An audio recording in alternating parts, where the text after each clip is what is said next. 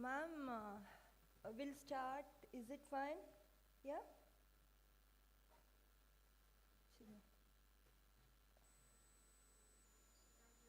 Yeah, I think she's not able to be.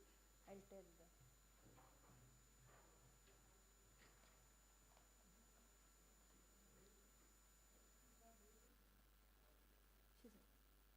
Ma'am, are you able to hear me? Yes, now I can hear you. Yeah, Yes. we'll begin the session, yeah? Okay, sure. Yeah. Good morning, all of you. I'm really excited to introduce our speaker today, Dr. Lata Satyan, who is delivering the talk on Breaking the Silence, Media's Role in Addressing Domestic Violence. Lata Satyan is an associate professor in psychology at Deakin University and a registered psychologist. She is also an adjunct faculty in the Department of Forensic Medicine in Mahe. She is the founding co-convener of the Deakin Network Against Gender Violence. She is also the Victorian State Lead for the Australian Domestic, Family and Sexual Violence and Recovery Alliance. Her research focuses on prevention, intervention, and recovery from family, domestic, and sexual violence. As a pro bono psychologist, Lata assists victim survivors of family violence and collaborates with services involved in victim and child protection. In 2017, she received the Government of Victoria Award for Excellence in Multicultural Affairs. In 2019, she won the Australian Crime and Violence Prevention Award. In 2021, she was awarded the Janet Blackman Prize for her paper addressing gender norms in the Indian migrant community in the Journal of Gender Studies. She has received over $7 million of research funding, and she has established herself and published extensively on the prevalence, prevention, intervention, and recovery from family violence, especially in multicultural communities. Yeah, ma'am, I think we can go ahead with the session now. Ma'am, time is yours. Thank you so much, ma'am, for that generous introduction. I'll begin by sharing the slides. Please let me know if you can see the slides.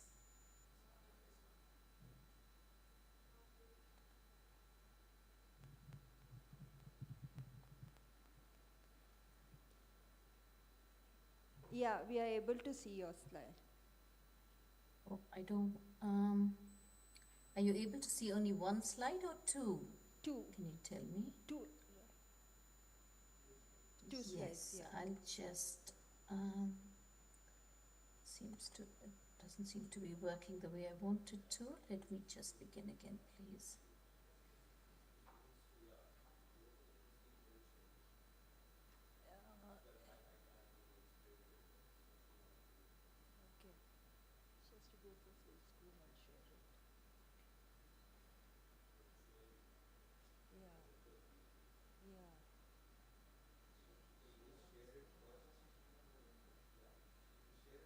Ma'am. Yeah, I'm just trying again, just because.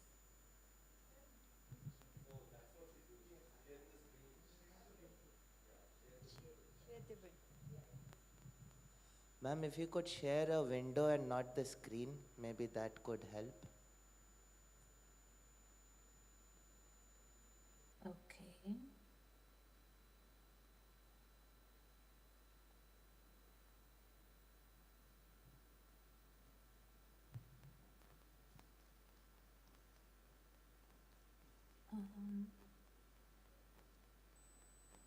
Can you tell me if this works, please?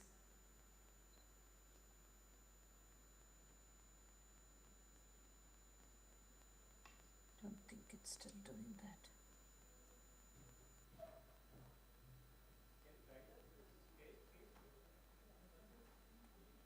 Sorry everyone, let me just try one more time.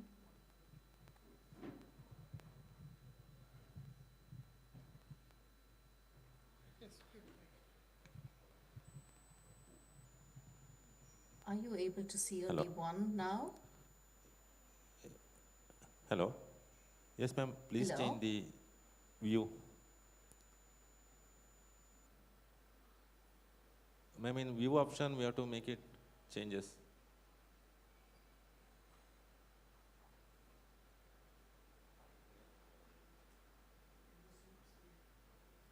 Ma'am, in Zoom screen, we have to change the Yes. view. I'm looking at it and I'm thinking, okay, so shall I stop sharing again? Okay. Uh, First, we have to share screen, ma'am. Sorry? Share screen. Yes, I've gone to share. Okay. I'm choosing the one that I want to show you. Share first The one, ma'am. screen Share is- screen. Okay.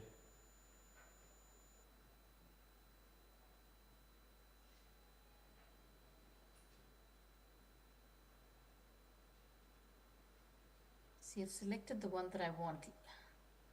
Let's just see if this works. Yeah, yes. Okay. Okay. But you're still seeing the next slide, aren't you? Yes, what? Are you seeing the next slide? Yes, ma'am. Now it's working fine. Can you see only one slide? Can I just confirm, please, or two? Can you One see the slide, next one slide slide as only. well? One slide, ma'am. Okay. Okay, fantastic. Thank you. Sorry about that, everyone. A very warm welcome to everyone today to today's session, and I believe that today is the final day of the conference itself. Thank you all so much, and a special thank you to Dr. Shubha for inviting me to deliver today's talk. I hope you've been having a wonderful conference. My apologies that I am not there in person, but I do hope that you will find this enriching. So as it was mentioned, my name is Lata, and I'm an associate professor here in the School of Psychology at Deakin University, and I'm also an adjunct faculty in the Department of Forensic Medicine at Mahe.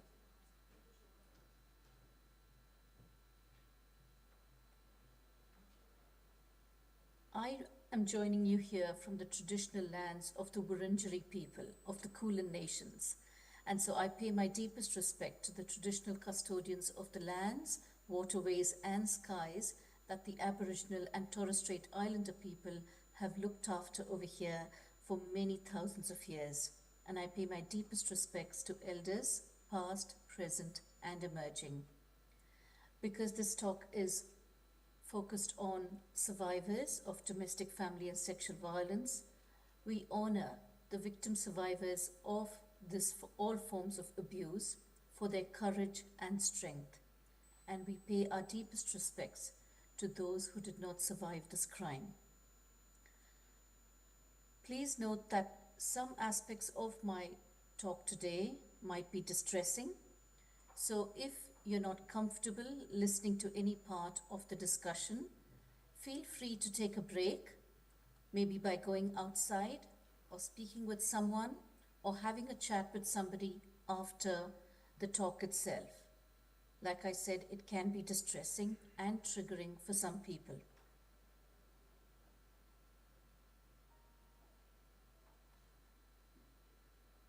$51,000. That's the number of women and young girls who were killed at the end of last year across the world by a family member due to domestic, family, or sexual violence. 51,000. 1 in 3 women. This is the number of women across the world who experience domestic or sexual violence, again committed by a family member. 10 minutes.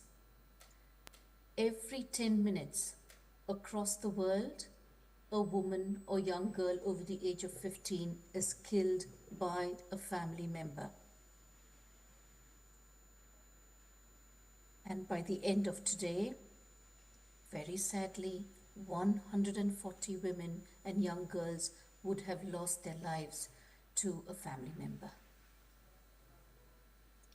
you can see that these are very grave statistics. 4,45,256. This is the number of women who reported domestic or sexual violence in India last year. And even with these high statistics, we know that the rates of domestic and sexual violence that are reported are greatly underreported. So this does not present the full picture at all of what is actually happening in the country. And of course, even those other statistics that I presented earlier in terms of what is happening across the world. There is a lot of shame associated with reporting of domestic violence, so we do not have the full statistics available, but these are only the reported cases. 17,813. That's the number of women and young girls who reported domestic violence in Karnataka by the end of 2023. And all these statistics have been obtained, that's the Indian statistics have been obtained from the National Crime Research Bureau. The other ones have been obtained by the World Health Organization. So you can see that across the world and in India, there are very high rates of domestic violence. Even when we did a community survey, so this was a survey that we did in 31 countries to explore Indian women's experiences of domestic violence and control. And this is the only study that has been done globally to look at Indian women, particularly across a wide range of geographical areas. What we found in our study is that over 70% of the community have experienced some form of violence. So again, we can see that whether people have reported it or whether they complete a survey, and we know that through community findings, there are very high rates. So what is the role of media in the reporting of domestic violence? What we know is that there have been an increased number of media reports of domestic or sexual violence, especially since 2012. We know what happened in 2012, and one of the ways in which the media have protected the identity of the victim is by giving her a pseudonym of Nirbhaya. And so this is good practice in terms of what the media has done. And it continues, her identity continues to be protected, although we know that in some parts of the media and social media, her identity has been revealed. However, this also brings us to the question of wondering how other cases have since been reported. Have victims' identities always been protected? And so I'd like you to reflect on what your understanding is. When you read the media, are people's names actually mentioned? Or is there a difference as to when people's names and other details are mentioned in the media? Does this, for example, depend on the location of the victim? Perhaps the victim's religion and caste, or their social status? What about the perpetrator's social status? Are they more protected because of some of these other attributes? What we know through research, and especially this is in relation to media analysis that has been done in India by several researchers, is that there are differences in how people's stories are narrated, how they have been portrayed in the media based on their location and these other attributes. Indeed, with one of the largest numbers of media analysis that was done, it was a study wherein they explored 10 newspapers in 6 languages. And when they did the content analysis of all of the reporting, what they found was that the cases that had been, the crimes that had been committed in urban areas were reported by 49% of the media. Whereas when the crimes occurred in rural and remote areas, only 22% of the media actually reported it. So we can see that there's actually a difference based on where it is occurring. Similarly, victims' identities have not been protected when the victim has been living in a regional or remote area, but also when they belong to certain castes. So there seems to be a level of discrimination in media reporting when it comes to violence against women. We can see some of the ways in which media sometimes reports the violence. So these are examples of what the media should not be doing. For example, the headlines read, "She was asking for it by wearing a short skirt." "Poor cooking gets her killed." "Well-respected doctor commits unexpected act." As you can see with all of these three headlines, the victim has been blamed for the violence itself, and the perpetrator, they have had their social attributes, their personality, and their profession to guide, in fact, what might have happened in that particular incident. So you can see that there's a real bias over here, depending on who commits the crime, but also in terms of when a woman is the victim. We know through statistics that irrespective of what clothing a woman is wearing, she might be subjected to domestic violence. People who might be fully clothed, who might be in very safe areas, who might also be in their own home and be considered to be in a safe place, may still get killed. Why should poor cooking be blamed? Is that any reason? There is no reason that can validate anyone committing such a crime. And yet, they almost say that, well, she should have been a better cook, and because of her poor cooking skills, it got her killed. And finally, you can see with the third one as to how the doctor and his attributes is almost, he's protected with that headline. It's almost like an unexpected act. Why is it unexpected? Did they know before that, as to whether he was committing such crimes behind closed doors? They probably don't. And yet these are the headlines that we read quite often. There are certain guidelines on media reporting of violence against women, and this is a set of guidelines that has been put forth by the Journalists Against Violence Against Women. Now, there are a whole range of guidelines, and it is publicly available as well, but it's so important that journalists actually adhere to these guidelines at all stages of their reporting. For example, while conducting field work, while treating victims of violence, for example, while interviewing them, the kinds of questions they ask them and when they ask them, and the kind of narrative that is built around the person that they're interviewing. It's also about how they treat with respect the direct as well as indirect witnesses. For example, if there are children, there should be further caution taken in terms of who provides permission and consent for the children to actually be interviewed. They also need to look at proper identification of appropriate institutions who have conducted research in this area, who have the valid information, and then seek that valid information to actually report compared to hearsay. The choice of precise wording in text and headlines is so crucial. It's so important for any kind of media to not sensationalize the reporting. We know that because of they want more clickbait, that they are going to use more sensationalized headlines. However, the guidelines clearly tell us that this should not be the case. There are also guidelines in India and in other countries that journalists need to follow.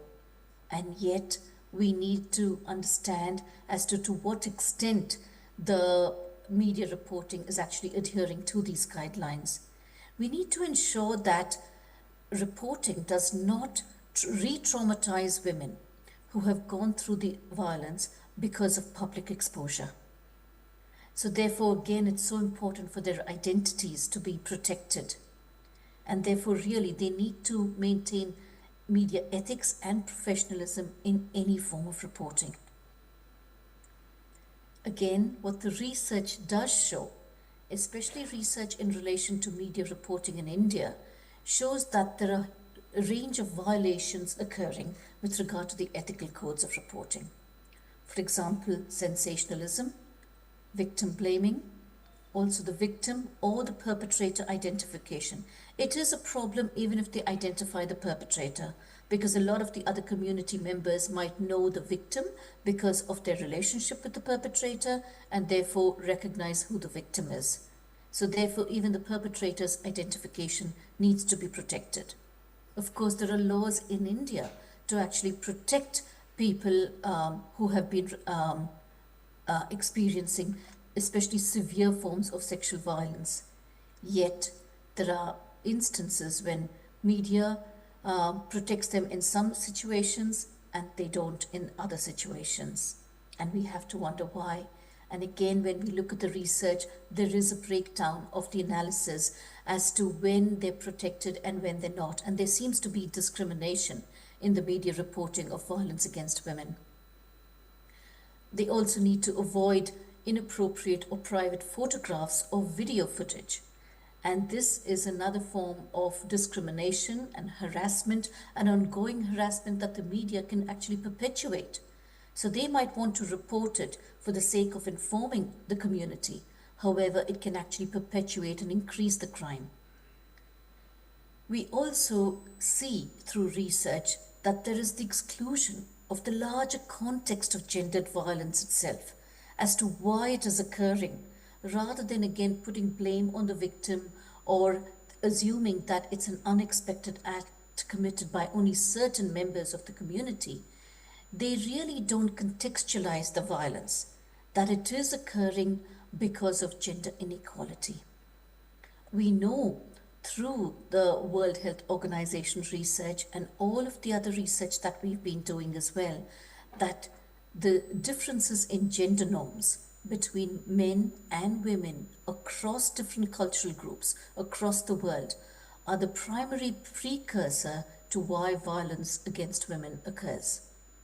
So we need to ensure that media is reporting the socialized context of gendered violence itself and report that accurately so that we can actually see the reasons as to why it might be occurring. And again, there are some guidelines that the UN provides as to how media can actually provide more accurate reporting. For example, assigning women to interview women victim survivors of violence. Yes, absolutely. So men might have received sensitized training. They might be quite sensitive in the handling of different matters. However, just the presence of a male may actually instill fear, and that might lead to continued re-traumatization of the victim survivor. So the guidelines suggest that it is best for women to interview women victim survivors of violence. There also needs to be comprehensive training for journalists on responsible media reporting. We should also avoid partial reporting of the incident, because this may influence public views and public awareness and opinion of the situation itself. So therefore, the guidelines suggest that all accurate facts from the beginning until the end need to be reported, and not only some bits that they might assume might be interesting to the public. And at all times, the priority should be on protecting victims. We should also ensure that we report the phenomenon of violence itself so that there can be ongoing prevention and education mechanisms to inform the community about the nature of violence itself and as to how people need to be protected, how community attitudes need to be changed. And again, to avoid sensationalized headlines especially, or words such as, brutal, horrid, shocking, horror, and so on. So we have a paper coming up that will be published in the Journal of Family Violence very soon. And this paper is called No Excuse for Abuse. And it's an evaluation of a public health campaign to change awareness of and attitudes to non-physical domestic violence. Now, usually when the media reporting is done and when the media reports have been analyzed, we see that there is a greater focus on physical domestic violence. However, we know that there are many other forms of domestic violence. And so, for example, psychological violence, verbal violence, sexual violence, coercive control, financial abuse. All of these other forms, and of course, online or technological abuse as well. So, we need to ensure that the public is also aware of other forms of violence. So, what we did was we analyzed a marketing campaign that was set out to actually increase the public recognition of non-physical forms of domestic violence. And the public campaign was actually conducted by Our Watch. Our Watch is a federally national funded organization over here in Australia, and they are a prevention of violence against women organization. So they conduct a range of prevention mechanisms and campaigns. So one of these was wherein there were a lot of TV advertisements about non-physical forms of violence. And this was exposed, and the participants in this research, they were exposed twice to these different forms of campaigns, and it included over 3,000 adults. So what we found through this research was that the greater the exposure to the videos, there's a higher recognition of these different forms of violence, but it also creates unfavorable attitudes to domestic violence in the sense that people are understanding that all of these other acts of violence are not acceptable. And we also found that greater the exposure to these campaign efforts, there's a larger effect in terms of how people might actually recognize these different forms of violence. So this is an example of how the media can actually take a preventative role. They can improve the understanding of the community to different forms of violence by, campaigning in a whole range of ways. Again, we also need to ensure that the family members of the victim survivors should be protected, because a lot of the time, if the victim, for example, is no longer alive, they then ask the family members. But the family members are also going through a lot of trauma themselves. And so therefore, we should take great care as to when we interview and speak with the family members and who does that. And in any kind of reporting, again, care should be taken that the responsibility of the violence is not shifted from the perpetrator to the victim or the victim survivor. We also don't include footage or video footage or photos from any of the social media profiles that we might be able to obtain, because that's unethical behavior, and so therefore it might be quite easy for people to obtain that. Now this also relates to how people might transmit the information via social media. Although the broader topic of today's discussion is about the general media reporting, the public media, however, we need to think about how we're using social media. How might we all be responsible for re-traumatizing the individual, for creating inaccuracies in reporting when we share these informations and videos and photographs via, let's say, WhatsApp or Facebook and so on.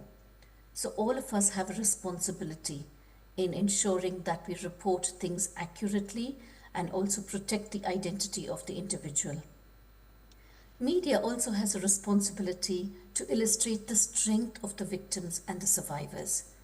So often we see that, the strength is downplayed and they are seen only as a victim. However, there are many instances when people, it's not just about fighting off the perpetrator, but it's about their resilience in their long term recovery.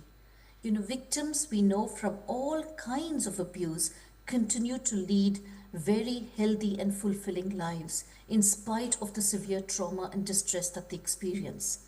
So we do need to capture those aspects in the media as well. We need to also ensure that we are always including the appropriate statistics while reporting the study. And please also ensure that you're reporting the helplines in each country and each district as well. We have different helplines available for anyone who needs help. So the story might actually be an opportunity to educate the community that there is help available. So all of this information should be included, and in fact in Australia those are the guidelines. For any media reporting, it's an absolute must that they actually report and include all of the helplines as well for domestic, family and sexual violence, both for men and for women and for different parts of the community. Now some of you may be wondering, I've focused so much on violence against women. Why? Well, that's because of the large range of statistics that are available worldwide, and both within India as well as Australia and other countries. At least out of every 10 incidents of domestic violence, 8 of those victims are usually women. But it doesn't mean that men are also not victims. Absolutely, they can be victims. And what we see, at least in Australian statistics, is that more often than not, when men are victims, they are usually abused by another man. However, we know that women can also commit violence. And when the UN guidelines have put forth all of the principles of reporting, they say that when also reporting on women who have committed violence, we follow the same principles. So we protect, again in that situation, the man might be the victim. We need to protect their identity. We need to protect their family. We need to protect their children. And we should not, again, sensationalize or weaken the victim's standing. For example, to say that, the person was beaten up by his wife. The thing is that it's still an incident of abuse, and so it needs to be respected and reported respectfully. What we also need to understand is that we need to see why the woman might have committed violence. Through research, we know that a woman's violent behavior is usually a reaction to the violence that she has been subjected to. So before drawing on any other conclusions as to why the man might have been subjected to violence, it's important to look further to see, in fact, if the victim was actually a perpetrator. So, for example, we see sometimes that a woman might have killed her partner. We need to actually go further and see whether that person was actually an abuser. So we need to look at the data and the case thoroughly before reporting it.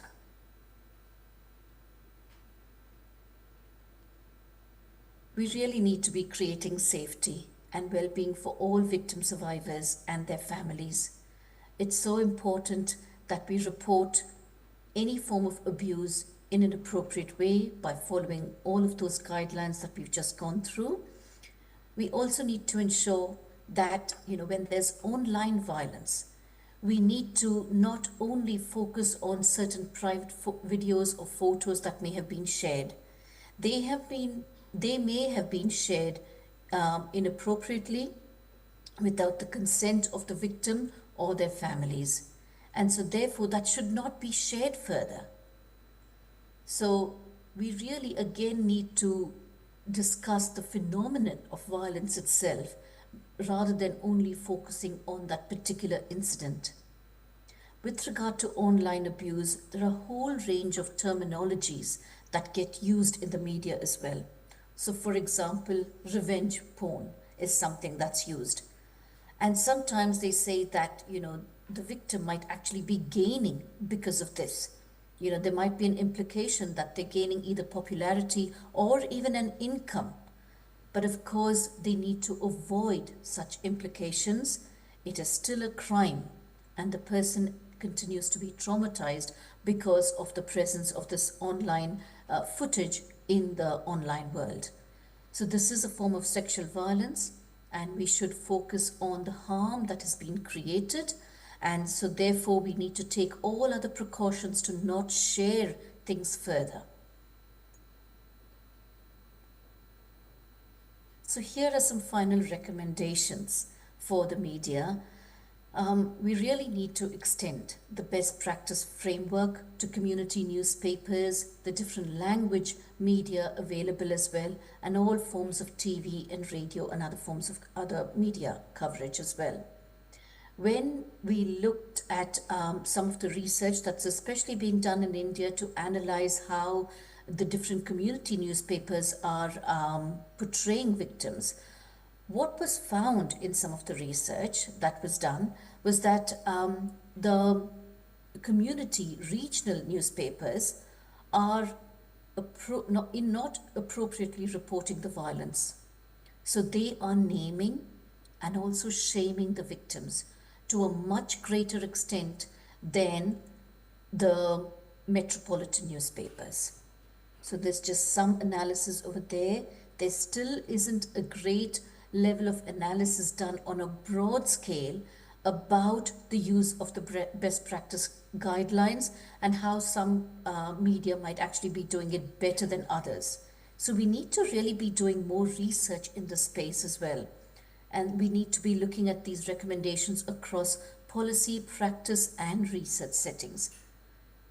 We also need to expand the guidelines provided in the norms of journalistic conduct. That's by the Press Council of India. So I've looked at these guidelines, and they talk about general forms of violence and how the media should be reporting it. So again, they do talk about protecting victims' identities as well, not sensationalizing it, not including the caste, and not discriminating people.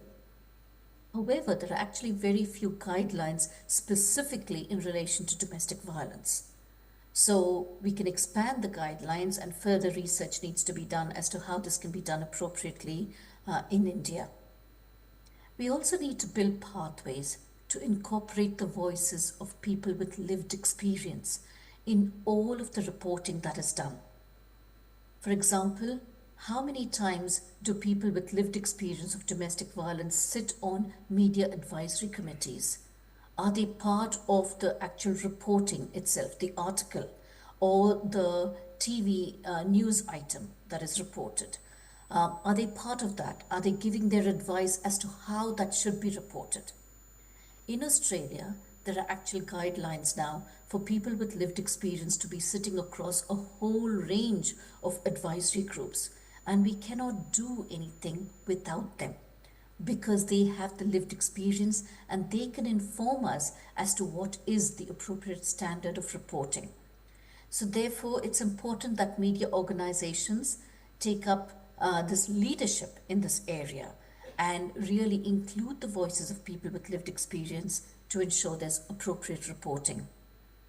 We need to absolutely increase the investment in training so that all journalists across all forms of media receive sensitized training so that they report the incidents in a sensitive manner, and so that they are trauma informed. They're reporting it using a culturally relevant framework as well.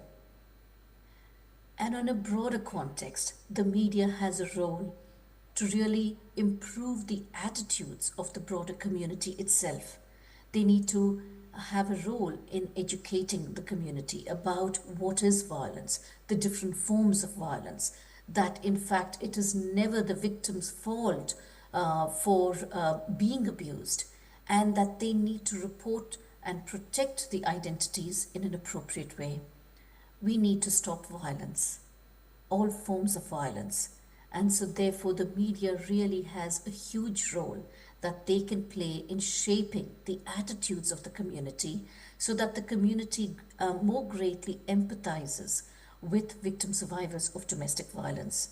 And we can support all of the people in the long term when they are affected by domestic violence. So those were some of my thoughts in relation to the topic itself. Thank you so much again for this opportunity. If anyone has any questions, I'm very happy to answer them.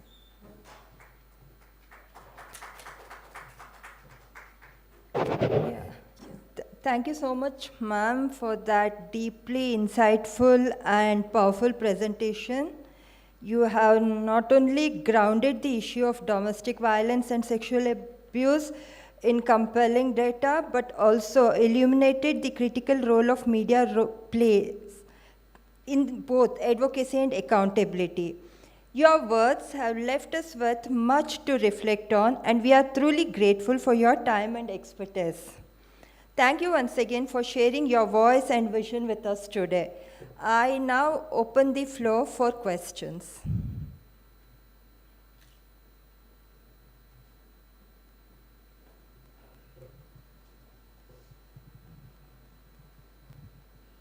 Good morning, ma'am.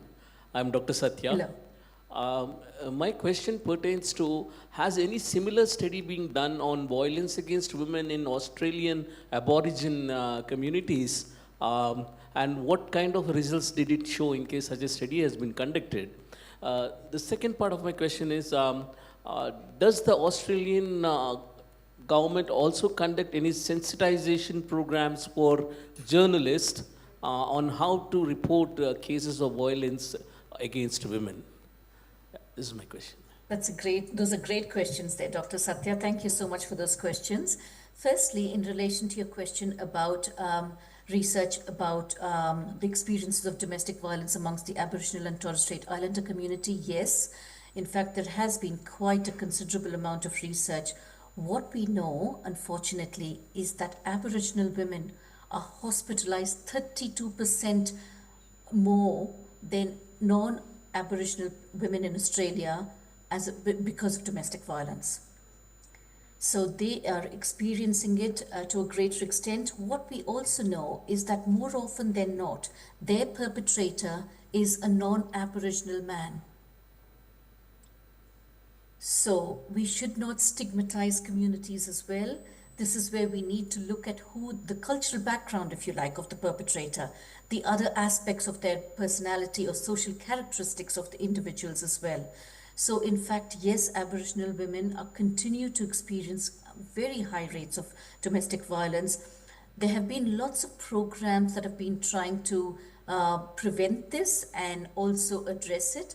However, see, what has happened over the many decades is that they have applied a very generic framework to try and reduce the violence. Now, that's not going to work for every community. You know, what works for one community, it's just not going to work. So we need to have more culturally appropriate models and frameworks, and that's what the Aboriginal people and the researchers are really asking and saying, we need to develop more culturally relevant forms of intervention and prevention mechanisms so that we can reduce that rate of violence.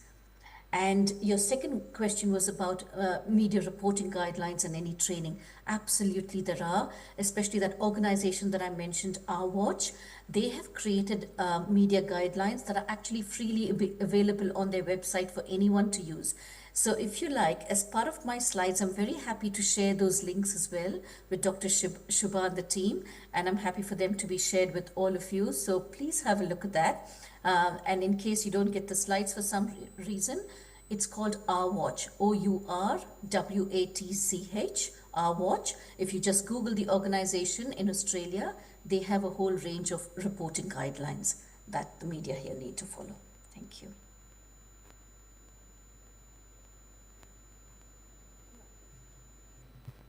Any other questions? Lata, this is Sanjay from MIC. Thank you for that very perspective presentation. My question or comment, if you like, is to, although explicitly the issue has been highlighted and presented, but I see that it's a very complex, social, call it social reality, if you wish to say that.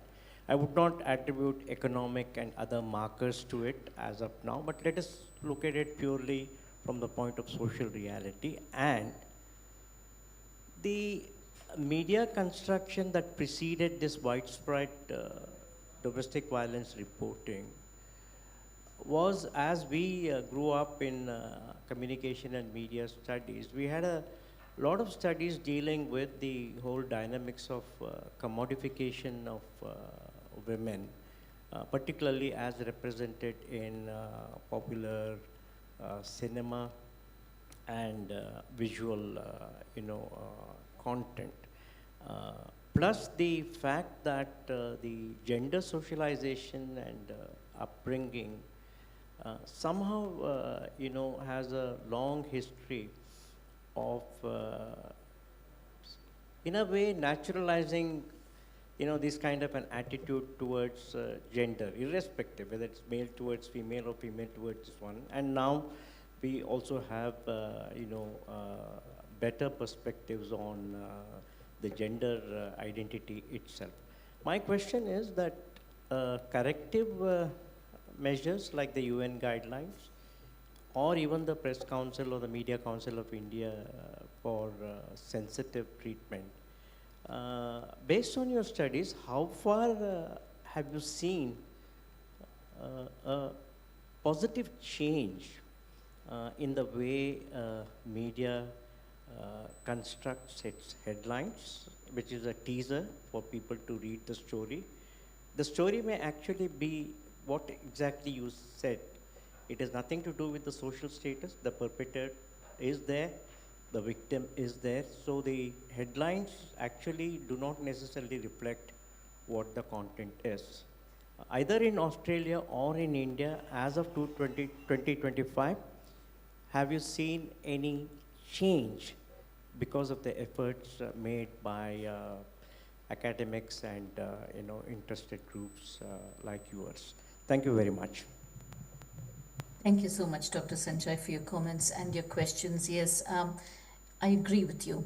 It's a very complex issue, but just because it is a complex issue and maybe some things have been accepted previously, it doesn't mean that we continue to accept it now when we know better. Maybe previously there weren't any guidelines as to how media should be ethically reporting domestic violence. But now we do have the guidelines. We cannot say that we don't know how to do it properly. We absolutely should. So we need to change our ways. We need to change our practices. And that's why in one of my first slides, the example I gave was of the 2012 incident. So the media, yes, there was the court order, but, a lot of the times those court orders are broken as well. Somehow they did protect her identity for a long time. And so that continued to happen. I'm hoping that you can hear me because I've lost the video. Yeah. Okay, you can hear me. That's great. So the thing is that they did protect her identity. So there was that good standard of reporting that continued to be maintained. And in spite of all of the media attention to that particular incident, so I think there are good examples. And even over here, so it's not perfect. It's not perfect here, and it's not perfect in other parts of the world as well, since the UN's guidelines, since our Watch's guidelines over here for media reporting, it's absolutely not perfect. However, we do see improvements, and when the media actually doesn't report it properly, what happens now is that people with lived experience and the broader community will call out that particular media outlet for that bad headline, for that inappropriate, wording of the incident itself. They're not going to remain quiet. So over here, what happens is that there is an organization called Femicide Watch. And what they do is that they monitor every headline, at least almost every headline that comes out in the country in relation to any acts of violence against women. And they post that on social media, and then they highlight the inappropriate words and correct it, saying, there you go. For example, Channel 9, we fixed the wording for you. This is how you should have reported it. So this has happened on an ongoing basis now for over 10 years. And so we have seen that there are improvements also in Victoria over here, the state, I'm in Melbourne, and Melbourne is in the state of Victoria. We had the world's first Royal Commission into family violence. And as part of the Royal Commission's recommendations, they actually made recommendations into appropriate guidelines for media reporting. And so therefore, as a result of that, a lot of the media here have received training. It's an absolute requirement for them to report appropriately. And even when I've been interviewed by the media, so for example, I say, okay, what are you going to report it? I want to see a draft of it before you put it up. So this is where I think the power also lies with us who are being included in all these different forms of reporting. We can play a greater role in educating the media. So yes, we are seeing examples. And so there is also research that the media reporting has improved in Australia. Around the world, there are some countries where it's been improved, some countries it hasn't. You know, the UN guidelines was actually put forth by the Serbian group of journalists, especially as a result of journalists reporting of wartime sexual violence. And at that time, you know, the violence that was reported was not done in a respectful manner at all. So therefore, the journalists themselves, they came up with these set of guidelines that has now been approved by the UN, and it stands on the UNDP website. So we do see improvements. Like I said, it's not perfect, and I think we need to be making concerted efforts all the time, but also really calling out media when they're not appropriately narrating the stories. So yeah, there's a responsibility amongst all of us, I think, to do better. Thank you. Yeah. Any other questions?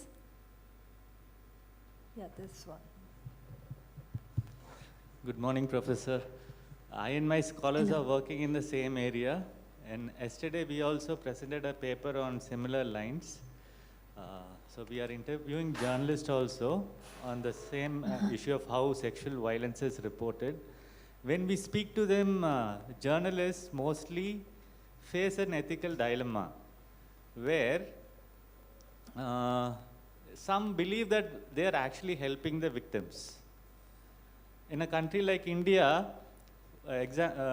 especially when there is a sexual violence committed, it is very hard for the victim to get justice. They have to suffer the judicial procedures and all. And it may be shallow, it may be sensational. Journalists say this kind of reporting is helpful in gaining attention to the case. So speedy justice is delivered in favor of the victim. In a lot of popular cases, legal help is given, judicial system is also has supported them. But long-term effects are, as you said, could be harmful. Normalization of sexual violence, desensitization of the readers towards sexual violence, promoting a rape culture, all this. So how do you see this dilemma? What is your take on it? Yeah, sure. That's a great question, and I'm so happy that you all are doing this research as well by interviewing the journalists. And of course, I can understand the journalist perspectives, but I think we need to see what the victim survivor's perspective is. What are their families' perspectives? So I hope you all can include the victims as well as part of your study, because it's important to get the other side of the picture as well. I understand that, yes, justice takes a long time. In fact, across the world, sexual violence is one of the forms of abuse wherein victim survivors find it the hardest to get legal justice. Even in Australia, only 8% of victim survivors of sexual violence get the form of justice that they are looking for. 8%. And there is a huge underreporting of the violence. So I can understand from the journalist perspective that, yes, there is a greater attention to that situation itself. However, what is it actually doing? Is it harming? Is it perpetuating that particular form of crime?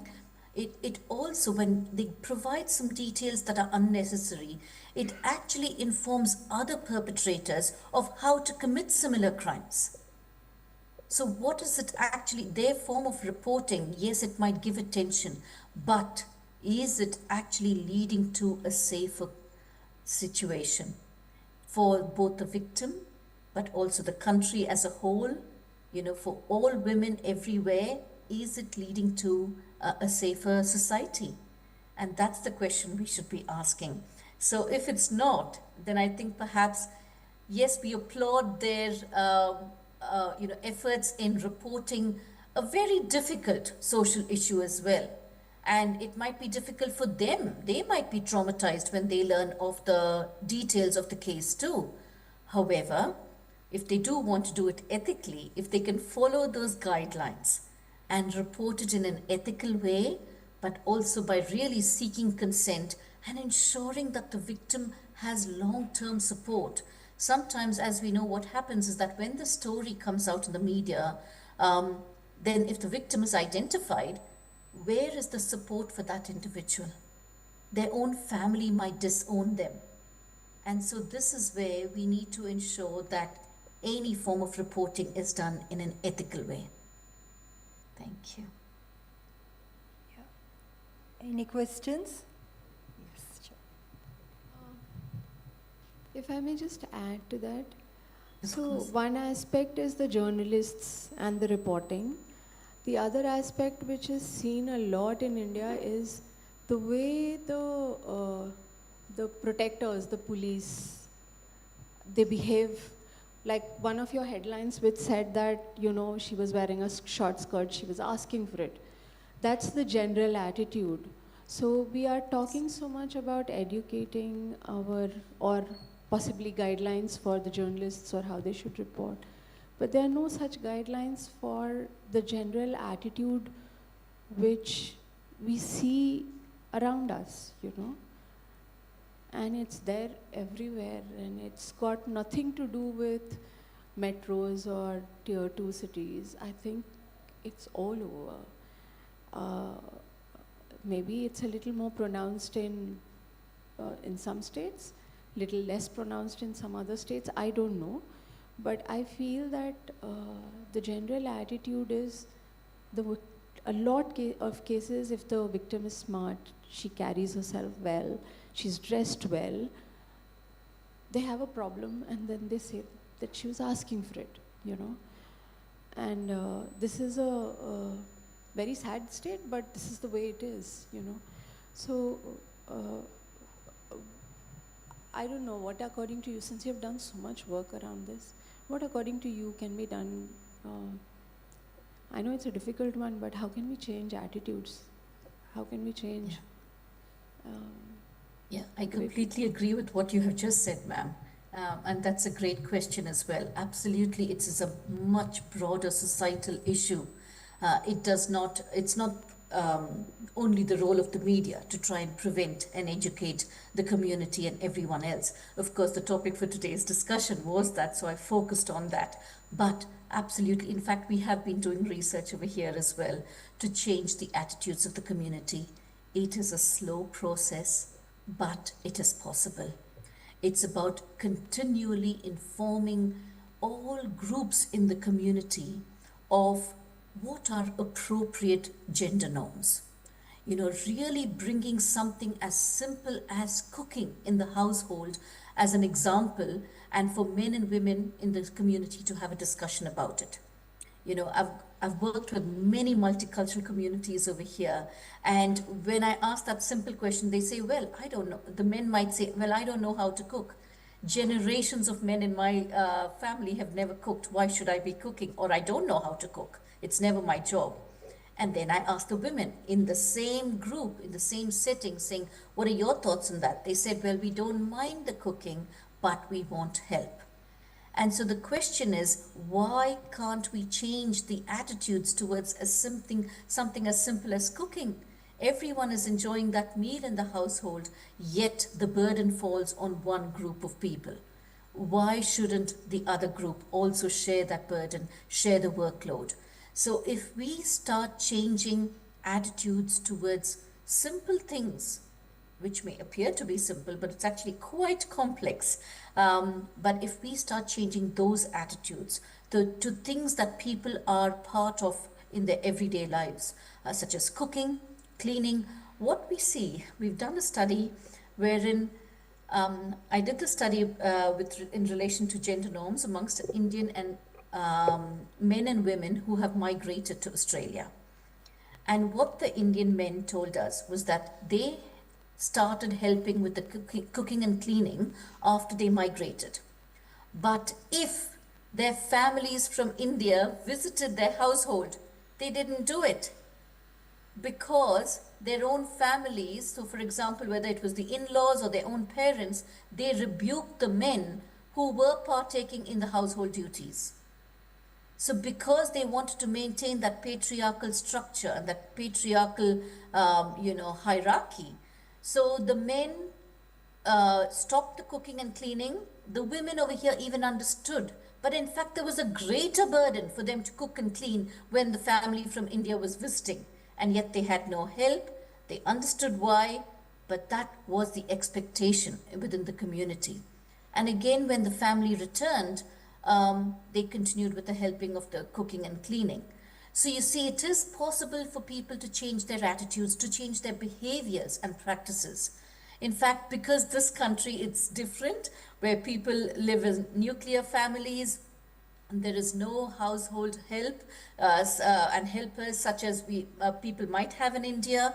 People really have to do their own work at home, whatever it might be. So this is where there is a greater expectation for men and women to actually take part in all of the household duties, also the child caring duties. Yet we do find some differences as well in relation to the financial decision making. It's still the men who are making most of those decisions. So we need to break down these aspects of our lives in terms of household duties, childcare duties, work, leadership in the community. Who has more leadership roles within the community? So this is where, look at the community leaders, whether it's at the district level, the ministerial positions, people in parliament, at every level. Who, for example, leadership within the university. How many departments are headed by a woman? How many are headed by a male? We need to look at all aspects, and I think when we start changing these gender norms, we will be able to change attitudes to violence as well. Yeah. Any questions? One last Namaste. question. I have, namaste ma'am. I come from the background of television itself, and I was always in the dilemma, one thing, because this television is not just for the sake of charity anyways, because I've been with the channel since with 7 channels for 25 years. Always there are doctrines which are related how the media should behave, not how the people should behave. I was always there in the industry. I've been there from the scratch of the channels. One thing, the auto guy, when he picks me up from the channel, I come out of it, and the auto guy asks me that, why were you showing that bad person since morning? And I asked him, did you watch that poetry recital at 6 o'clock? He said, I didn't watch. Because you didn't watch, that's why we are showing you this. Because this is not just a matter of a charity here. If at all, if a Doordarshan would be suffice enough to provide everything in India to the people, then we wouldn't have had these many number of news channels. Because as a Doordarshan, it has failed what people want. That's why we have these many number of different channels. And in the name of freedom at times, because the channel also has to run. Example, I've seen it because I'm there in the part of that. If you do not show it, I've seen them being closed. I'm not saying it is right. I want my daughter to watch poetry recital. I want Ram to be spoken. I want archaeology to be spoken. There is no single folk channel here in Karnataka. Why it is not there? Why it is not there? Because the people have, until and unless a government body takes care of it by financially, none of them, at the time of Corona, I was there. I was the creative head of one of the channels. we have laid off instead of giving a problem to the younger generation of ours, we have cut our salaries so as to cater them. How are you going to manage this? Why the people are not taught saying that you don't watch this? Why only religious scriptures have to tell them? Sensation is what people want, man. I have not seen a single person saying that you are wrong, audience, you are wrong. You are always saying the media is wrong. From tomorrow onwards, if at all, if Kabir is going to be spoken, Kabir is going to be watched throughout India, I'll bet you every channel in the morning is going to show Kabir only. People are not like that. They don't want Kabir. They talk about Kabir, but they want some Kabir Bedi. No, this is what is a fact I'm talking about. And at the end of the day, when I come out of the channel, they'll ask me, why are you showing this? Because you want to watch this, we are showing you this. Tomorrow you start watching archaeology of India. Tomorrow you talk about the architecture of India. Tomorrow you try to understand what is the folk culture, what is the oral tradition. After Gilgamesh, there is the second biggest oral epic in the world is Malay Mahadeshwara Mahakavya Malike, which is in Karnataka, ma'am. And I have done many work of that. But nobody will watch it. They will watch Big Boss. So what I'm saying is, because we need to have, if at all, if people are not going to change because they want sensation. But if at all, if you want to have something to be changed in media, then we need to have censorship, as you said. Somebody might be doing it very, what we can say, kind of in a very benevolent way of saying, you could have used this way. Rather than that, you should come up with a very big censorship where it is headed by some of the, these legal bodies, not by the government, legal bodies, who should say that you shouldn't be doing it. At least by then, like a mushroom, as these media houses are coming up when it comes to news and other digital medias, will stop. Only few who can afford. I've seen, there are good friends of mine who are editors of the channel. Even after they have left the channel, still go to the court. Only bigger channels can afford all that. So censorship is also required because people want sensation. So until the censorship comes into journalism, then only responsible will remain. Thus what is required to the people will be produced, is what I meant to say. Thank you. Yeah, we are Thank running you so out much of for your time. thoughts. We are running out of time, sir. Sure, I totally understand. Yeah. Yeah, just. If I can add. If I can. Yeah. What sir said is maybe, okay, it may be you would have experienced it, but I just want to give a different perspective. Mostly editors and newspaper think they know people. They happen to know what people want. How they know, we don't know. They just assume that they know everything. And people may have developed an appetite for sensationalist news. But why did we serve them in the first place? We served them, we created that culture. And finally, maybe you think it is business. If you keep serving sensationalist news, in the long run, people are going to lose their faith in newspaper. Credibility is going to go down. Then anyway, you're going to go down. But you think sensationalism will save you. And I've also been in newspaper. I've also been like that. We think that we assume that we are doing the right thing, sometimes with little awareness, and think this is the right thing. So a different perspective. Yeah. Yeah, one last, Shubha ma'am. No, I don't really have a question. Thank you so okay. much, Dr. Lata, for taking your time out and doing this for us. I also wanted to inform everybody that in spite of her engagement at Deakin University, in spite of her engagement with the state of Victoria in handling all these domestic violence cases, whenever she visits India, that's quite frequent, I think 2 or 3 times a year, she also makes time to conduct sessions and workshops and seminars for different target groups, for journalists, for police, and for all the other people.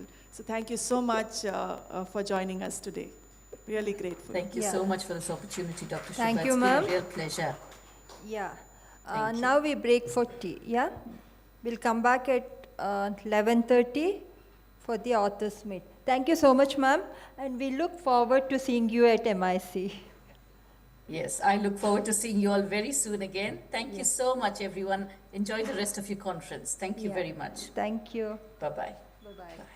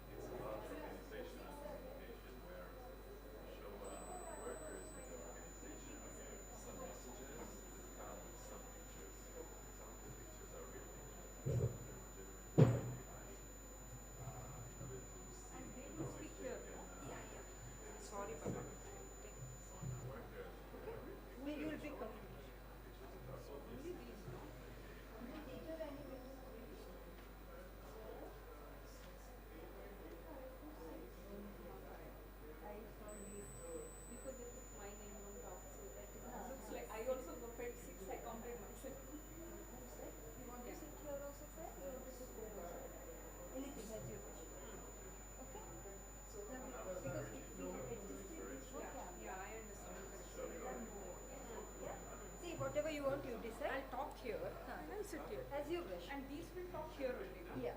Give them mic and mic. And you can stop from here. As you wish, okay? Yes. If anything, let me know.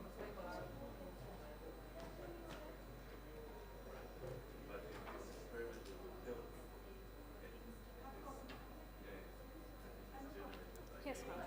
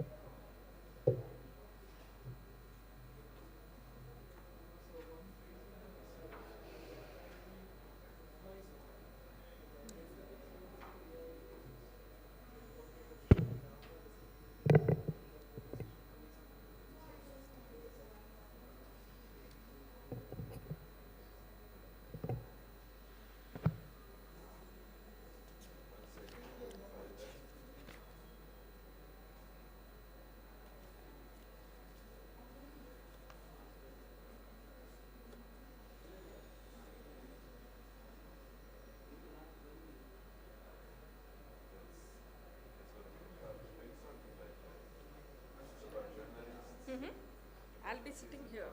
When I'm reading, I'll be reading here. Then I'll be calling each of the authors.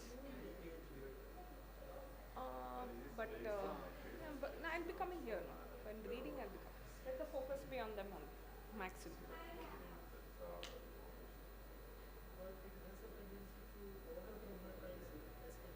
Mic ಇಲ್ಲೇ circulate ಆಗಲಿ ಅವರಲ್ಲಿ. I will talk on this. This they will.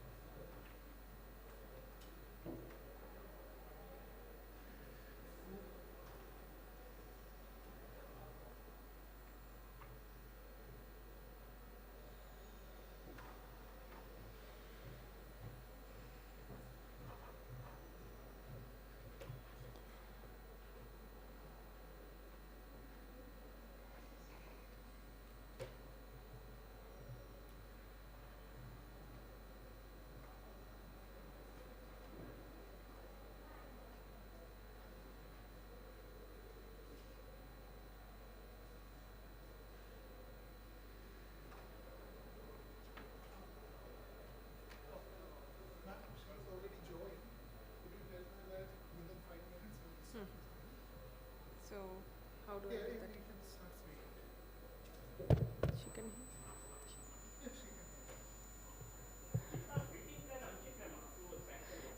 Dr. Tejurani, we'd be joining in about 5 minutes.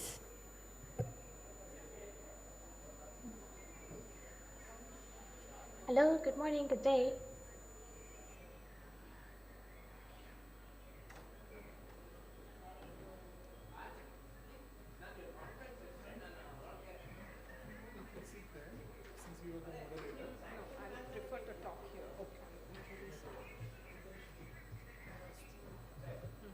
Show something.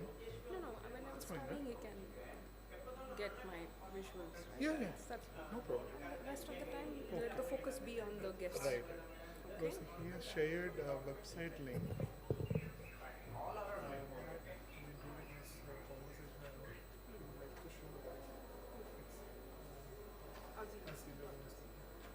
At that time, I will go that last. The final one. Yeah.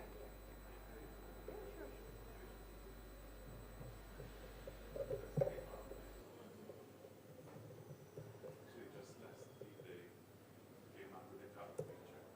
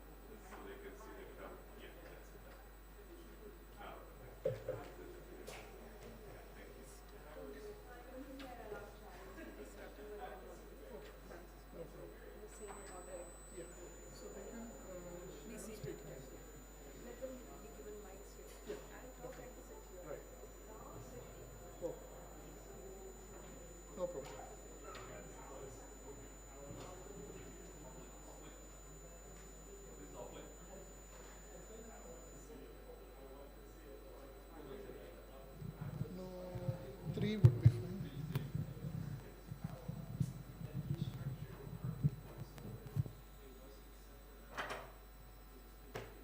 Check. Hello.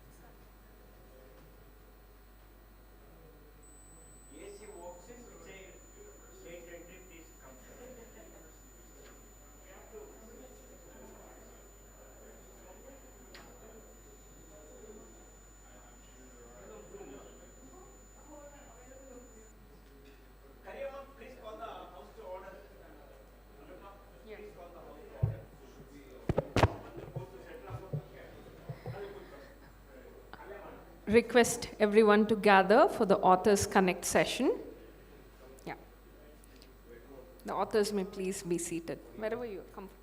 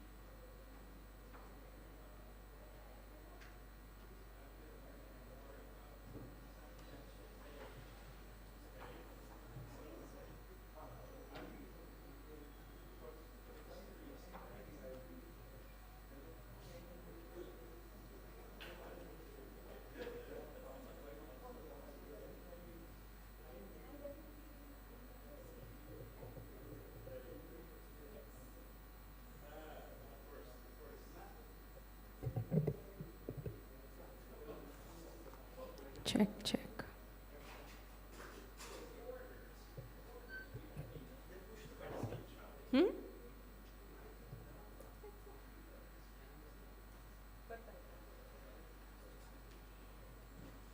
As you wish. Oh, pedestal ಮೇಲೆ ನಿಲ್ಬೇಕಾ? ಸ್ವಲ್ಪ ಎತ್ತ.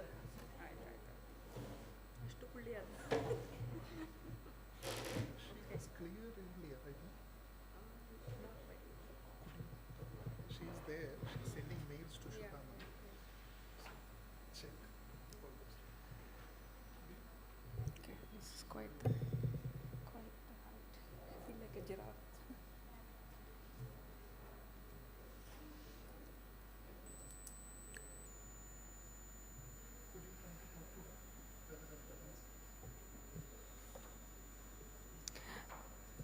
Dr. Tejurani, could we please hear from you? Can you hear us clearly? Yes, I can. Good morning, good day. A bit of technical difficulties. Good morning. Thank you. Thank you so much. We are just waiting for everyone to assemble. Yeah.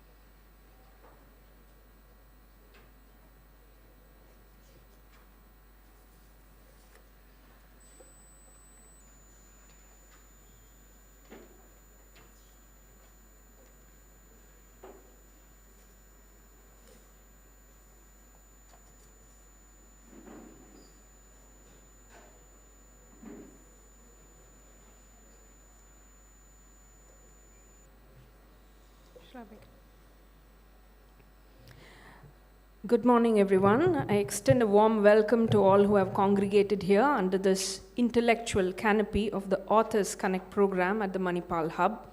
As such, we prepare ourselves yet again to engage with those who steer the backwaters of the unspoken, the unwritten, whose terrain in a way is the Harappa and Mohenjo-daro of the unarticulated. At this point, I would like to make a poetic overture to the audience. Yes, all of you. I invite each and every one of you to make a chair of every comma as we brace ourselves to volley around with every square-jawed full stop that clinches the margins of a page, kicking questions beyond the netting of insular narratives. As such, we are on the lookout for stories that spiral and shatter meaning in non-linear forms, be they oral, visual, digital, or embodied, the ones which help us pop bottle cans with some intellectual popcorn to munch on.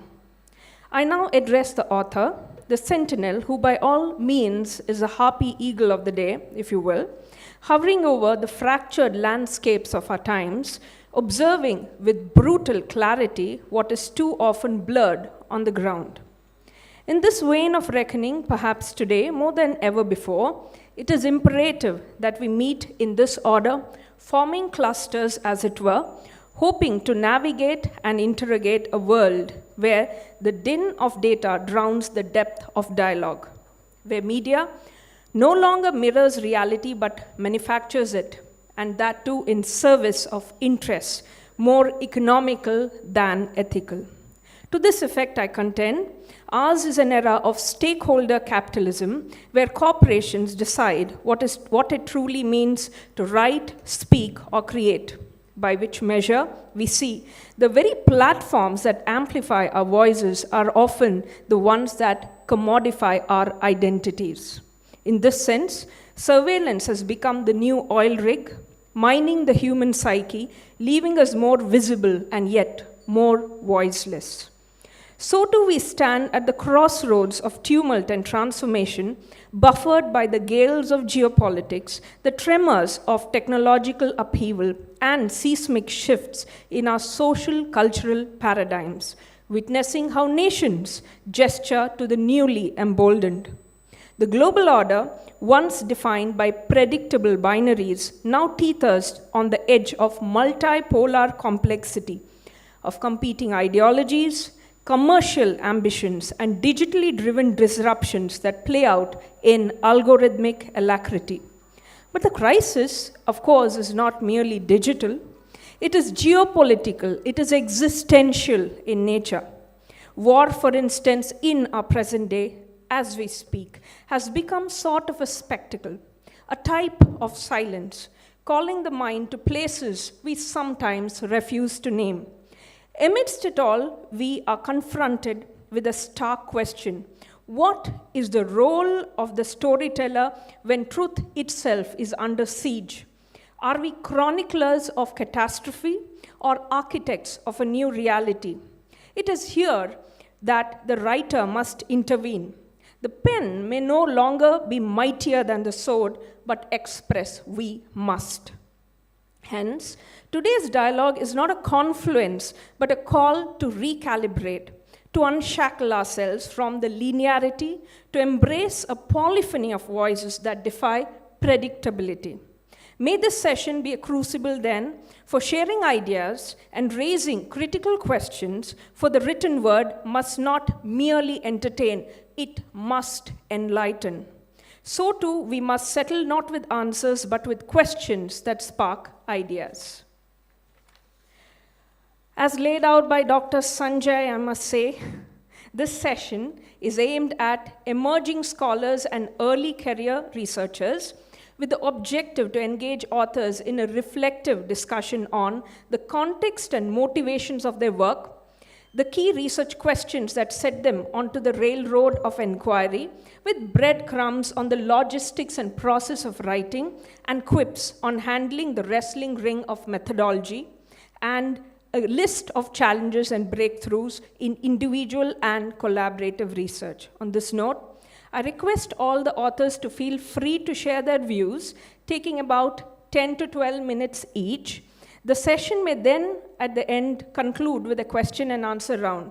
We first have Dr. Francis Philip Barclay with us, who is a faculty member in the Department of Media and Communication, School of Communication, Central University of Tamil Nadu, India. With a background in journalism, news art, and political cartooning, Dr. Barclay is also an accomplished media researcher and writer. He is a founder editor of the Journal of Media and Communication, UGC Care listed. Dr. Barclay has published several books and contributed chapters to many others, in addition to research articles in reputable journals. His books include Social Media in India, Regulatory Needs, Issues and Challenges, published by SAGE. His research areas include media, politics and regulation, discourse analysis, gender studies, contemporary journalism, new and social media, media usage and effects, media psychology, research methodology, and AI. With this brief introduction, we request you to give us your views, sir.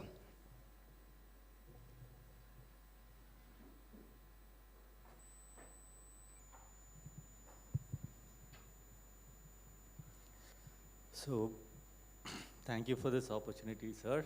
It's a new idea and a new and much necessary exercise that can be placed comfortably in a research conference like this.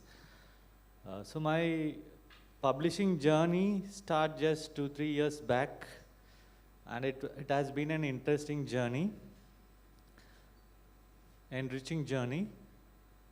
So when we publish a journal article, it's of 10 to 15 pages.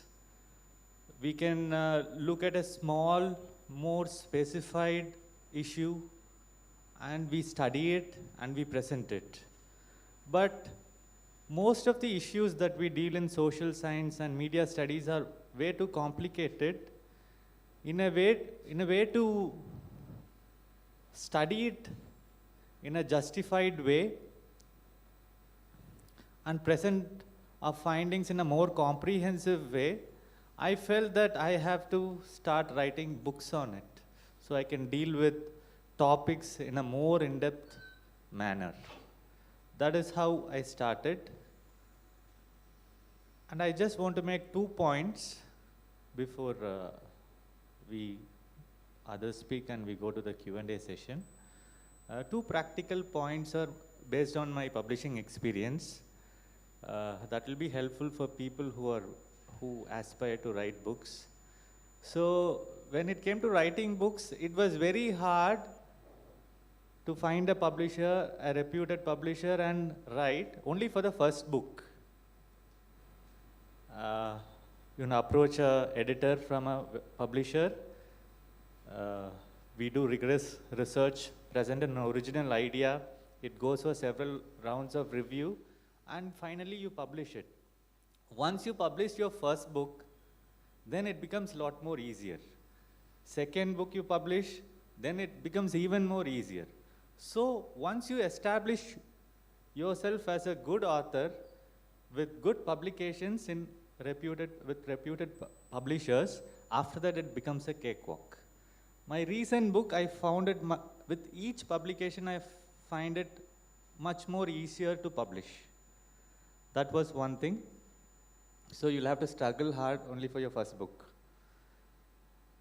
The second thing is, when you write a book, you have to write like the minimum is 70,000 words and the maximum is 110,000 words. That is what the publishers give to you.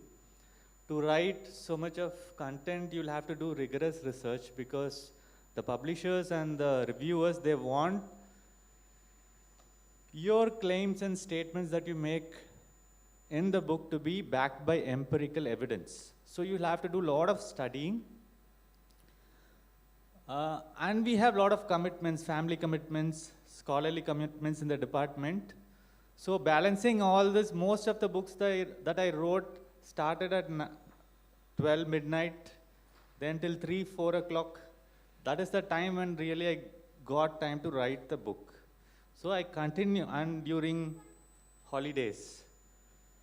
So it continued for a long time. For 2-3 months, I worked from 12 to 4, 12 to 4 like that. So it will really burn out. It will affect your health. So people who want to get into this book writing, I think they have to in some way manage this thing in a more healthy manner. It may be, now it may sound, okay, is it so important? But in my case, it was very important. Now I think that I should have managed in more comfortable time. I should have fit in this book writing exercise during the day itself. These are the 2 points that I want to make today. Thank you.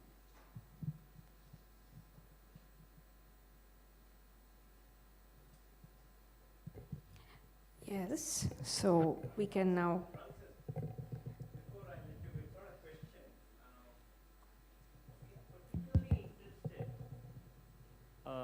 When you talked about the building up the reputation and credentials through your first book, it might be helpful for the scholars here to talk a little bit about the research dimension, problem statement, and the process you worked on. That will be really useful if you can reflect on. I'm sure that it is contained in the book, but if you can throw some light on that. See, the title of the book is marketed by the publisher based on your work. But within that, they also expect what is needed, what is, the expectation. If you can throw some light on about 5 minutes on that, it will be helpful. I mean, I would request the other authors also to focus on that a bit, if you can. Okay, thank you.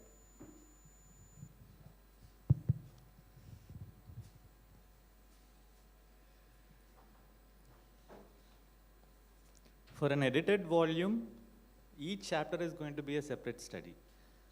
But if it is an authored book, which I can discuss in my case, my latest authored book was on predatory journalism. So when you write a book, you divide the whole study into a different chapters.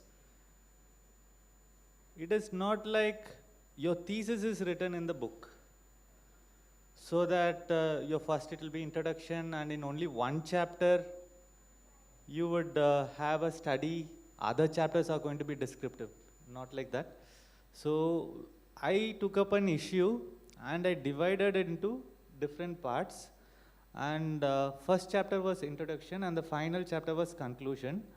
All the other 7 chapters were kind of a breakdown of the real issue and separate studies. So each chapter had a rigorous research method. So when we publish as a journal article, how we have to present our studies, how we have to follow a rigorous research methodology, that has to be presented. So in each chapter, you may want to have a focus, research objectives, research problem, and a methodology. But also, when you write a book, it should not be like a compilation of individual studies also. So the expectations in a research paper is different from in a book. So you have to balance these both. And the arguments that you make, it should be well backed up through research. That's what the publishers and the reviewers also want. So as part of the book, we developed a lot of original research instruments. We have explained all that and we presented. Hope it was helpful. Yes, so we have some more time if you'd like to throw light on any other aspect of the writing process for our young scholars especially.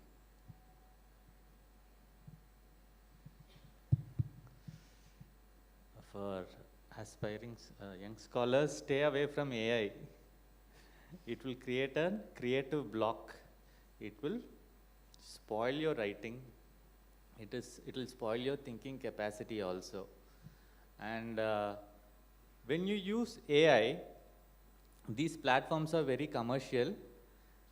When something is written by AI, it hides certain kinds of cues within the text to identify that this is AI written. So if a good writer, if he just reads an original writing and another writing AI generated, he can identify which is AI written. And also when AI platform applications are improving, AI detection applications are also improving. So anywhere, if you write something is AI generated, you can easily, it can be identified. Even now it can be identified later also. So I've seen a lot of people using a lot of AI application and it has spoiled their writing. So I think that is also my opinion, that you have to stay away from it. Very true. I think we oftentimes find a lot of syllogistic writing when it comes to AI, and the patterns seem to be quite predictable, going by the thumb rule of 3. Everything goes by the thumb rule of 3. Okay then, so we will perhaps take questions a little later. We'll move to the next speaker, Dr. Shashidhar Nanjundaya. So Dr. Shashidhar Nanjundaya holds a PhD in Mass Communication and Media Arts from Southern Illinois University, USA. He has an MS in Corporate and Professional Communication from Radford University, USA, among several other accolades to his name. Dr. Nanjundaya is a founding dean and professor at Mahindra University School of Digital Media and Communication, which conducts a program in computational media, which I hear is the first of its kind in India. He's a teacher, researcher, administrator, columnist, and an academic leader. Dr. Nanjundaya has specialized in formulating and designing pedagogical approaches to media and communication for progressive and desirable industry practices. His media practice, thereupon, spans across television, the digital sphere, news, non-fiction programming formats, and digital transformation of news magazines. His research interests, again, span across investigations going into journalistic ideologies, new aesthetics, technology, policy, political communication, media literacy, ecology, and strategic communication. Dr. Nanjundaya is the author of a new Routledge book titled News, Aesthetics and Myth, The Making of Media Illiteracy in India. This work critically explores the aesthetics of news and its relationship with narrative construction of what he terms media illiteracy. Reviewers and scholars, we are told, have termed this book vital, groundbreaking, and brilliantly articulated. On this note, we invite him for his address. Thank you for such a generous introduction, Anupa, and good morning, everybody. Thank you, Professor Sanjay and Dr. Shubha, for this opportunity. May I see a show of hands of how many emerging scholars we have in the audience? Okay, but a good percentage of you are emerging. I consider myself an emerging scholar because I am an emerging writer. I've spent donkey's years as a practitioner and an academician, but really the book writing process was so unique to me as a life experience that I have to say it changed me as a person. And that's a recent phenomenon. I mean, the whole idea, as scholars, you must be already, and if not, you will, I promise you, face the pressure to write a book. From parents who think you are the most accomplished scholar in the world, to people from teachers and so forth, who might recognize your worth in a specific direction. And they are not wrong. Writing, I think, is one of the most, not only rewarding processes, but it's also, as Francis rightly mentioned, it is the one thing that you can own completely and get away with it, in the sense that you do not have to conform to the rigorous and sometimes cumbersome, or, my personal opinion, meaningless sometimes, formats of journal writing. Because that can kill the spirit of the creative, not the creative endeavor, but the idea. Some journal articles can kill the creative idea. Then what do you do? Because you got to write all these scholarly articles, and you do. But in parallel, your ideas are formulating in your head. That's what happened to me. And then one day it all exploded and said, that's it, I'm going to write a book on this. So, and that concept was media illiteracy. So before I went to the United States this time, which is basically during or just before the COVID-19 pandemic hit us, I was actually in strategic communication, as well as conducting a lot of these workshops on media literacy. And there I actually realized that media literacy is a great concept that seems to not know where it's going. All the media literacy programs that we've seen are so tactical. They are so maneuverable that there did not seem to be a grounding principle behind media literacy. So that's just my theme. So I'm just explaining how I got there. And then it seemed to me that a deconstructive method to understand media literacy was needed at that point.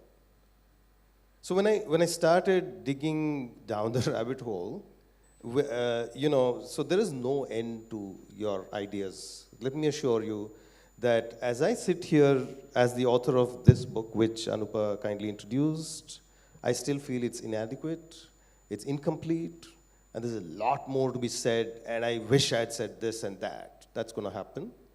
I hope to everybody, I don't know. It certainly happened to me.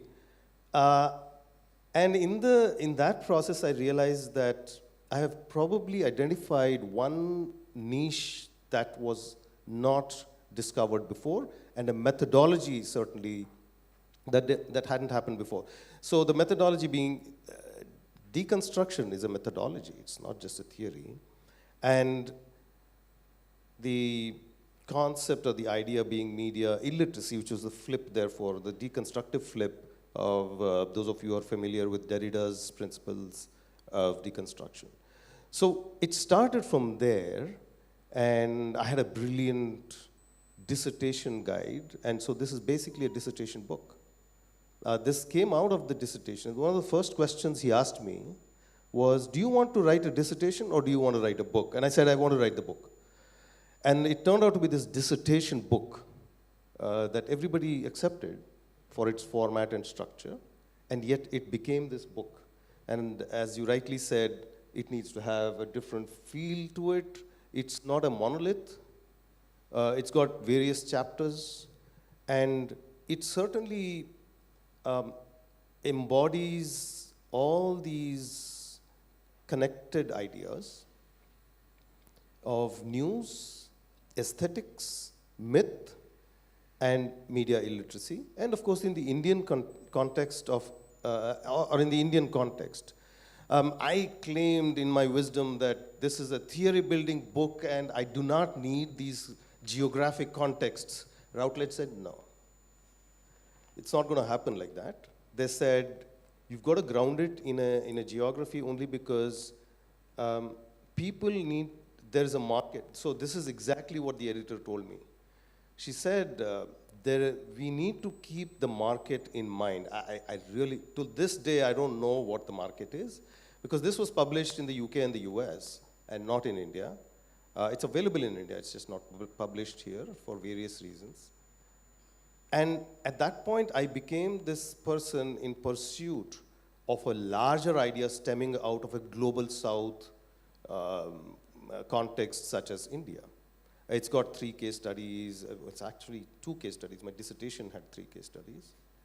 And then I draw conclusions towards perhaps a recommended way to talk about media literacy and whether media literacy is really media literacy as we know it, or is it really media illiteracy and where it's coming from. And remember that this actually, the title in my mind came from a Netflix documentary which was called The Making of a Murderer. I don't know if some of you have seen it. It's one of the first documentaries I saw on Netflix, and it blew my mind. And so how a murderer is actually made by narratives, right? Although he might not be the murderer. So the making of media illiteracy is therefore the ideological construct of how news media narratives can actually create illiteracy, which is paradoxical, because you cannot create illiteracy, right? Illiteracy is a condition from which you emerge and become literate. And in this case, I'm claiming the opposite. It seemed to go well with my committee, for sure. And later it got, but the first review was by none other than Professor Vinod Pavrala, who was here and just left back for Hyderabad. But there's another review coming up in the International Journal of Communication, and also some of these blurbs which you refer to as they said what they said. And I was really enthused by that, and I'm not yet there where you are right now, but I'm getting these offers already to be able to write the second book. So the motivation, as I told you, was that I was really compelled by the idea that this needs to be written about. There's something wrong with media literacy programs today. The methodology that I adopted was simply that I'm going to weave myself into a full-time program where this is all I'm going to do. I'm not going to do what he did by moonlighting it, because I would just lose my focus. And then I think that I'm ready for another book. Individual scholars are welcome to meet with me to understand how that proposal works, but I think he talked a little bit about it too, but I'd be happy to answer later. Thank you. It was a very interesting discussion, especially the bit on deconstruction, Derrida. Okay, we shall get back to you, sir. And presently we move to Dr. Tejorani Ramprasad, who would be joining us remotely. I'd like to introduce her. Dr. Tejorani Ramprasad is an experienced professional with a history of working in the education, research, and content production industries. She's trained in communication studies, social science research, media content production, photography, information technology, and accounts, amongst others. She's also a specialist in conference management, human relations, project management, with some experience in proposal writing, public relations, and teaching. She strongly supports awareness and sensitivity to diversity, creative problem solving, and inclusivity within environments that foster integrity, communication, professionalism, teamwork, and innovation. We welcome you, Dr. Tejorani Ramprasad, to share your views.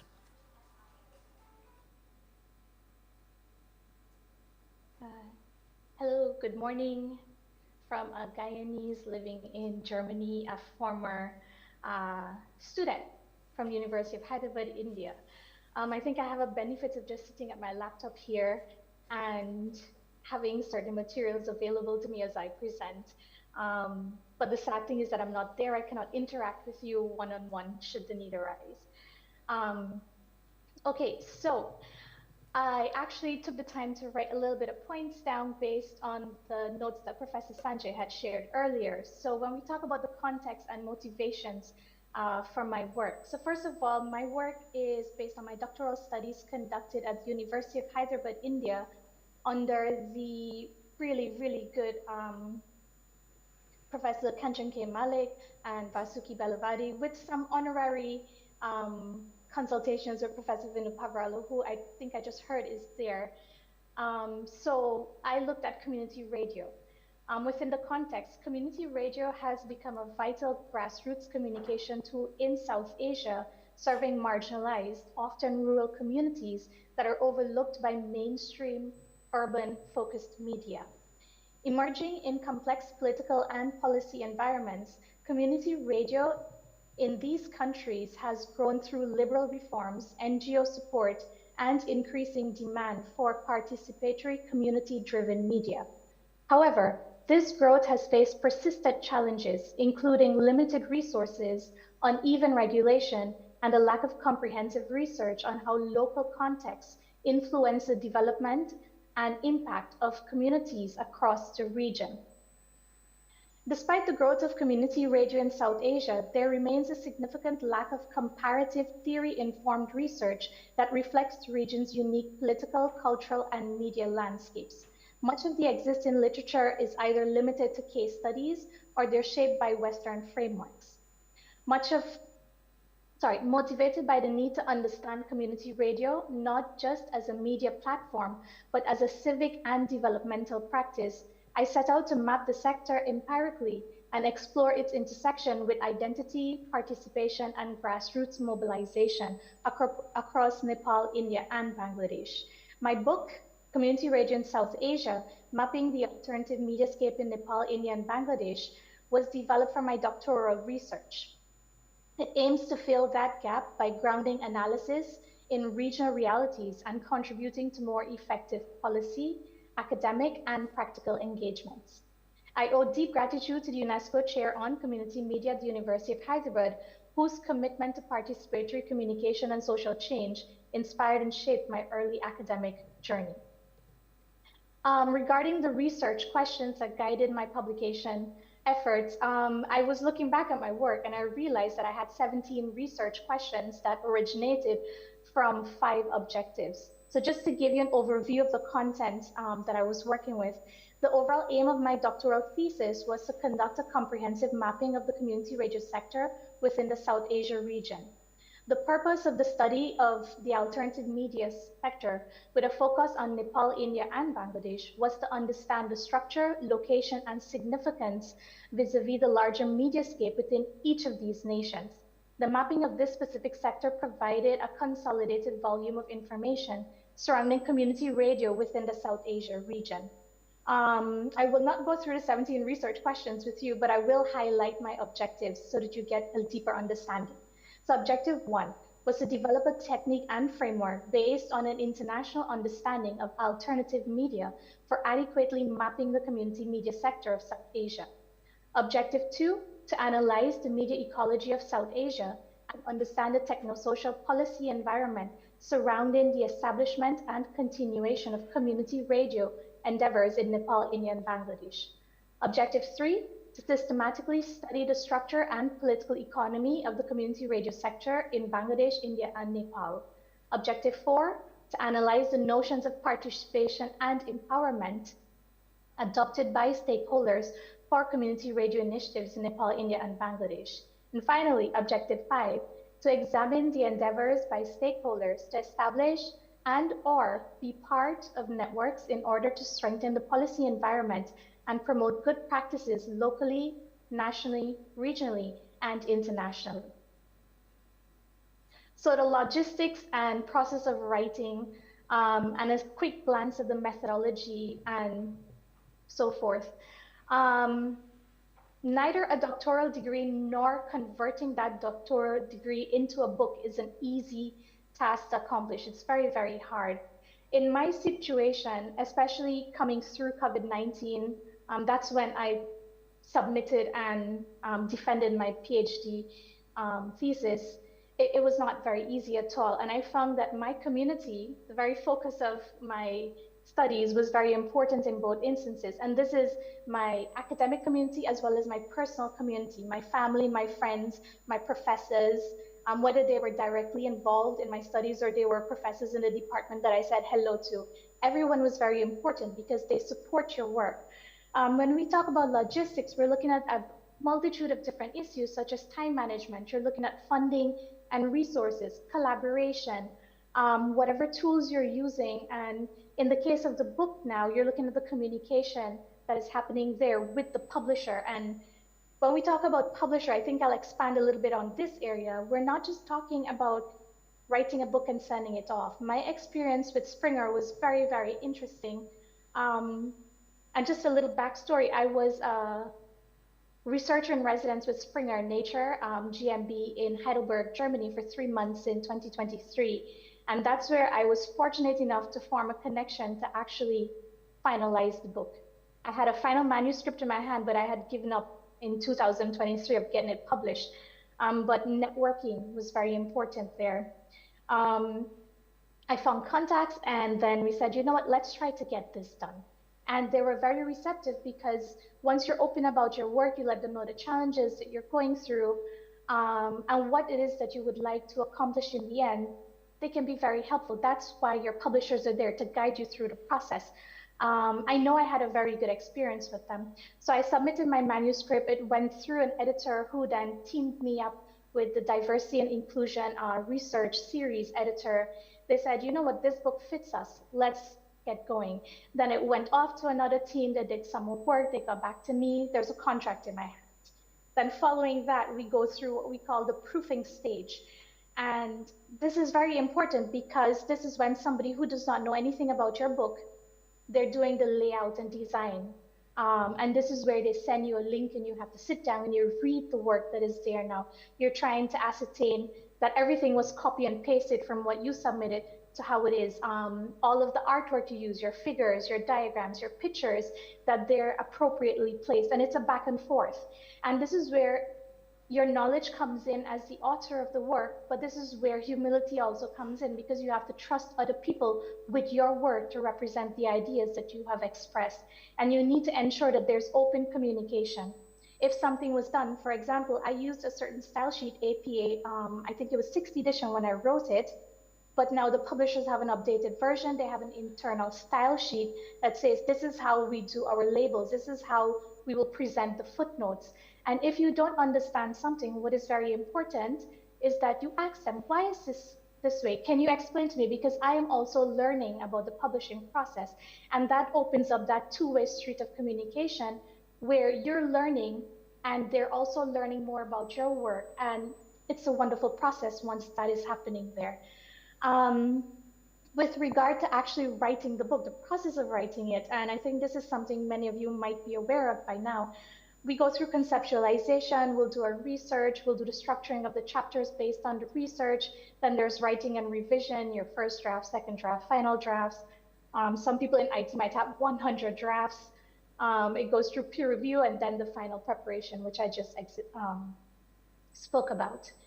I do want to touch on the methodology that was used to conduct my research. For the research purpose, we developed a mapping methodology. As I was an international student who did not speak any of the local languages in Nepal, India, or Bangladesh. I only speak English, and now ein bisschen Deutsch. Therefore, communication was not very easy for me. I needed to approach the research from a place of understanding to do justice to the information about the community media field.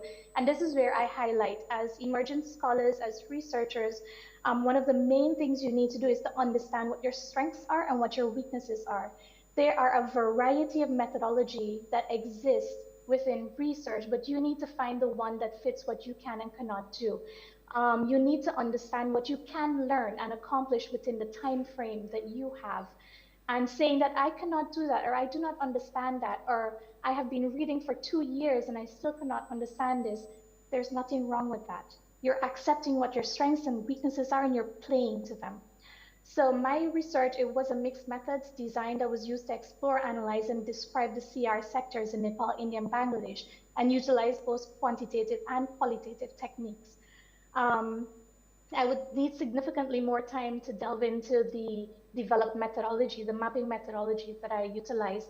However, a concise a bit of information is to say that I use thematic mapping, reference mapping, conceptual, and mind maps.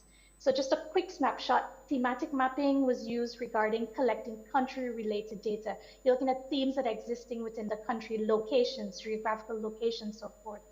Reference mapping is actually What are the states in India? What are the divisions in Nepal and Bangladesh?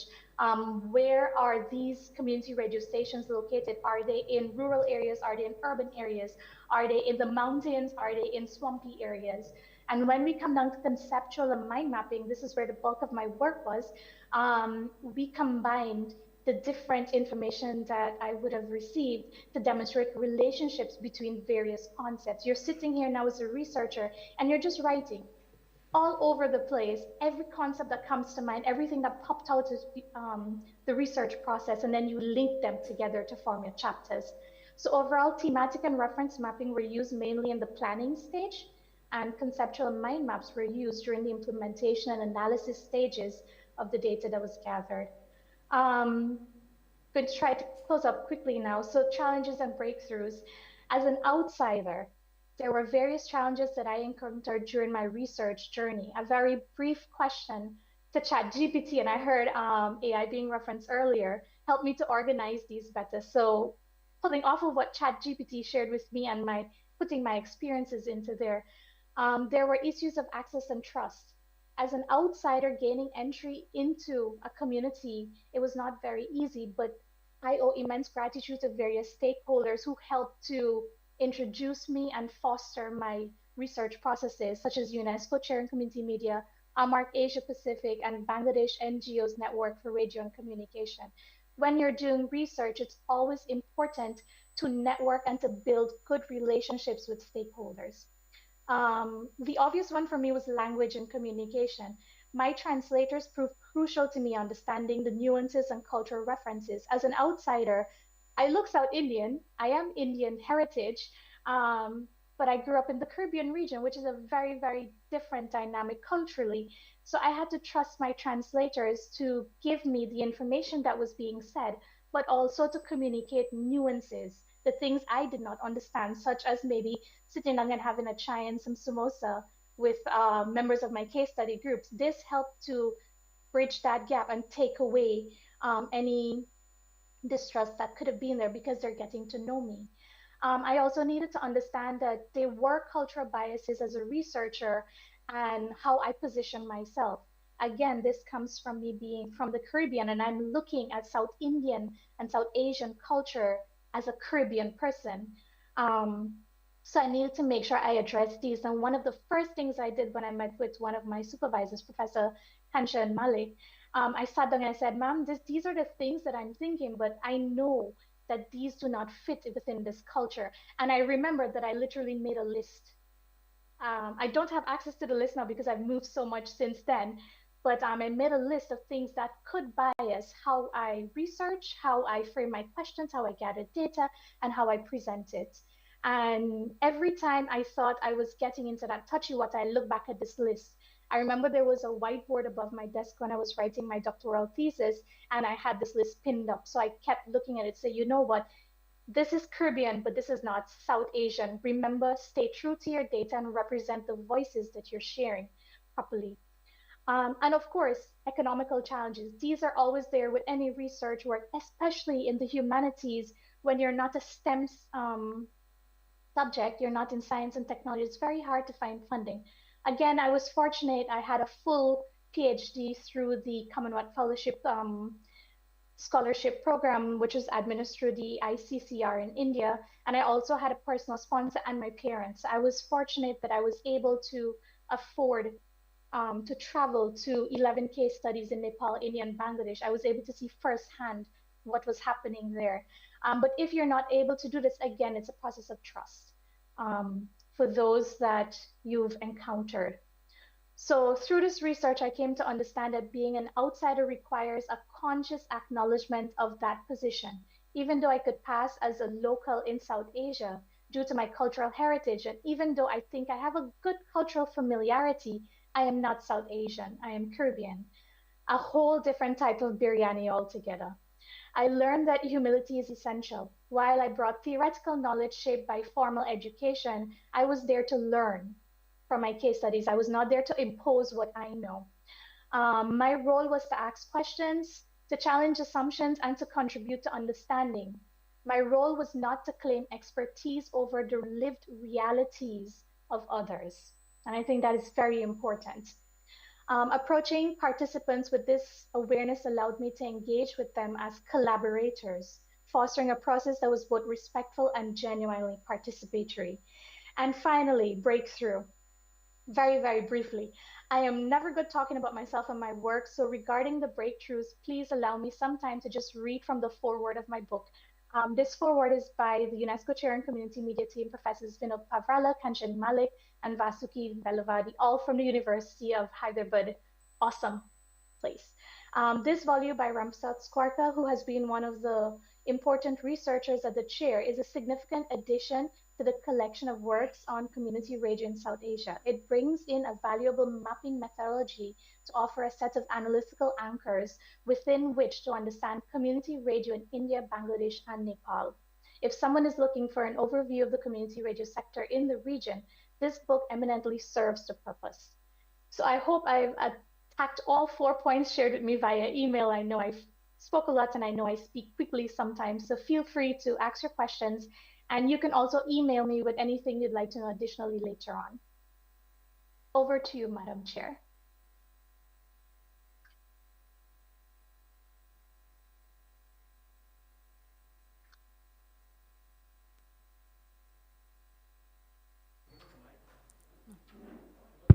Yeah, now.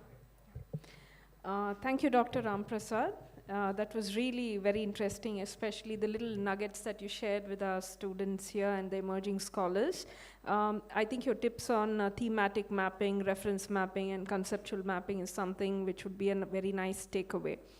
That said, we move now to our next speaker for the day, Dr. Aziz Lavon. So Dr. Aziz Lavon is a faculty member from Ariel University's School of Communication, Israel. Throughout his career, in terms of his academic journey, Dr. Aziz has focused on the social and political dynamics embedded within the internet and social media platforms, especially examining their impact on citizen discourse and action, and the subsequent reactions from institutional stakeholders. His primary research areas encompass online communities, collective action, and social movements online, as well as investigations into the utilization of social media by political entities and governmental institutions, alongside inquiries into digital inequalities. In his recent book, The Murder of Tahir Rada and Roman Zodarov Affair, Establishment, Justice, Citizens, and Social Media, he delves into the unprecedented social media activity surrounding the murder of Tahir Rada in 2006 and subsequent trial and eventual acquittal. He argues that this case serves as a paradigmatic example of the public's ability to utilize social media to raise awareness about contentious legal matters, potentially aiding in information gathering, verification, and even making new discoveries. That said, Dr. Aziz is specifically here to talk about his latest work, which is Media and COVID-19, Journalistic Coverage, Journalist Perception, and Social Media. I request him to share his views with us.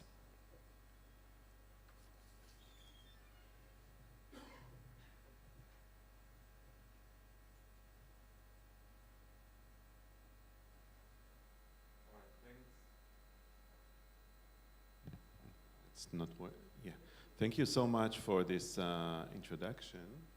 Just a quick request, if you can put the cover of the book.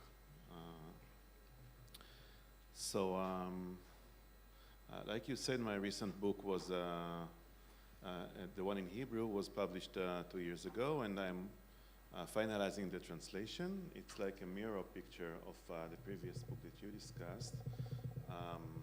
Making a murder. In this case, citizens helped to resolve a murder case, I think, and to establish the innocence of Roman Zadorov, who was sentenced to life prison for 17 years. And this is because of the large social media activity on his behalf. So now I'm a journey of finding a publisher for the English version, which is not so simple as I thought. My recent book, the book that I co-wrote with Judith Yechezkeli, you can see the cover here, published in English recently.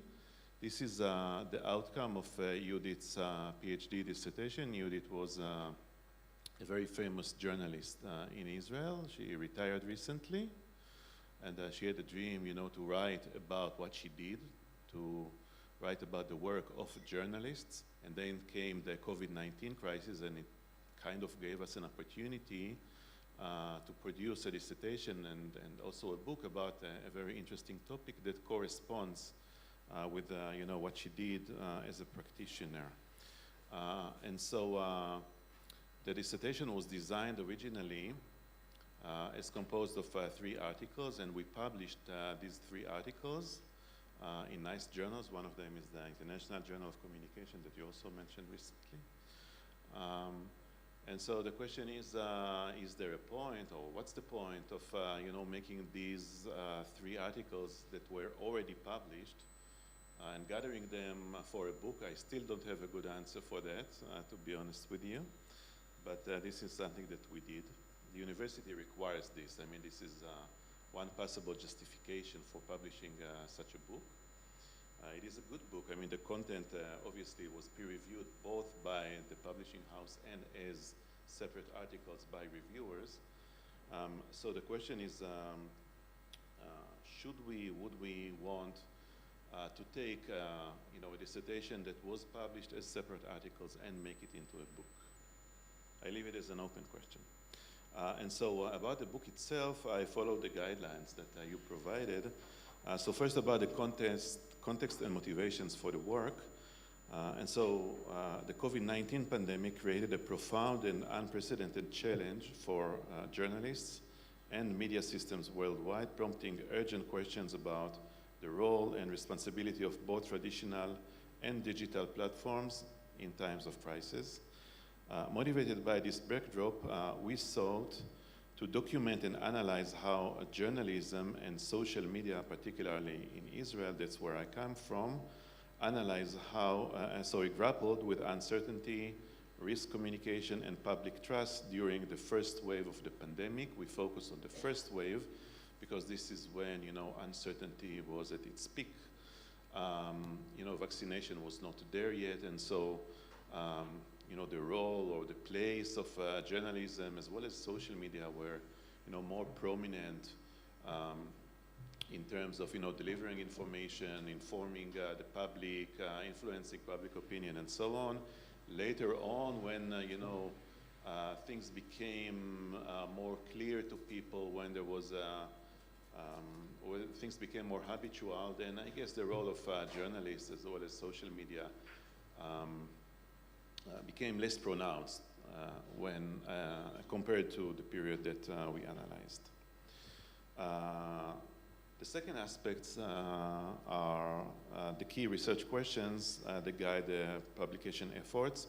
So the book is composed basically of 3 chapters or 3 studies. The first one asks, what strategies did mainstream media adopt in covering the early stages of the pandemic? And how did these compare to the coverage of other national emergencies? And interestingly, we found that the coverage of the first wave of the pandemic, that is the health crisis, very nicely corresponds to covering military crisis. In military crisis, first and foremost, there's a phenomena that's widely covered of, hovering around the flag. You hear me? Of surrounding the flag. That is, in these times, the media tends to pass information from the establishment, about what's going on, about what to do about it, and so forth. And the media tends to be less critical. As time goes by, the media tends to be more critical and less a channel to provide information. And this happened not only during military crisis, but also during this health-related crisis. The second chapter focused on how rumors about COVID-19 spread on social media. For this, we collected a large list of rumors using different methodologies. We don't need to go through this right now. And ask many people which rumors they ran into. And eventually we try to map them and say something interesting about which rumors become central. We found that the rumors that have to do with the human body, that is how to avoid getting infected, what medicine to take and so on, were central.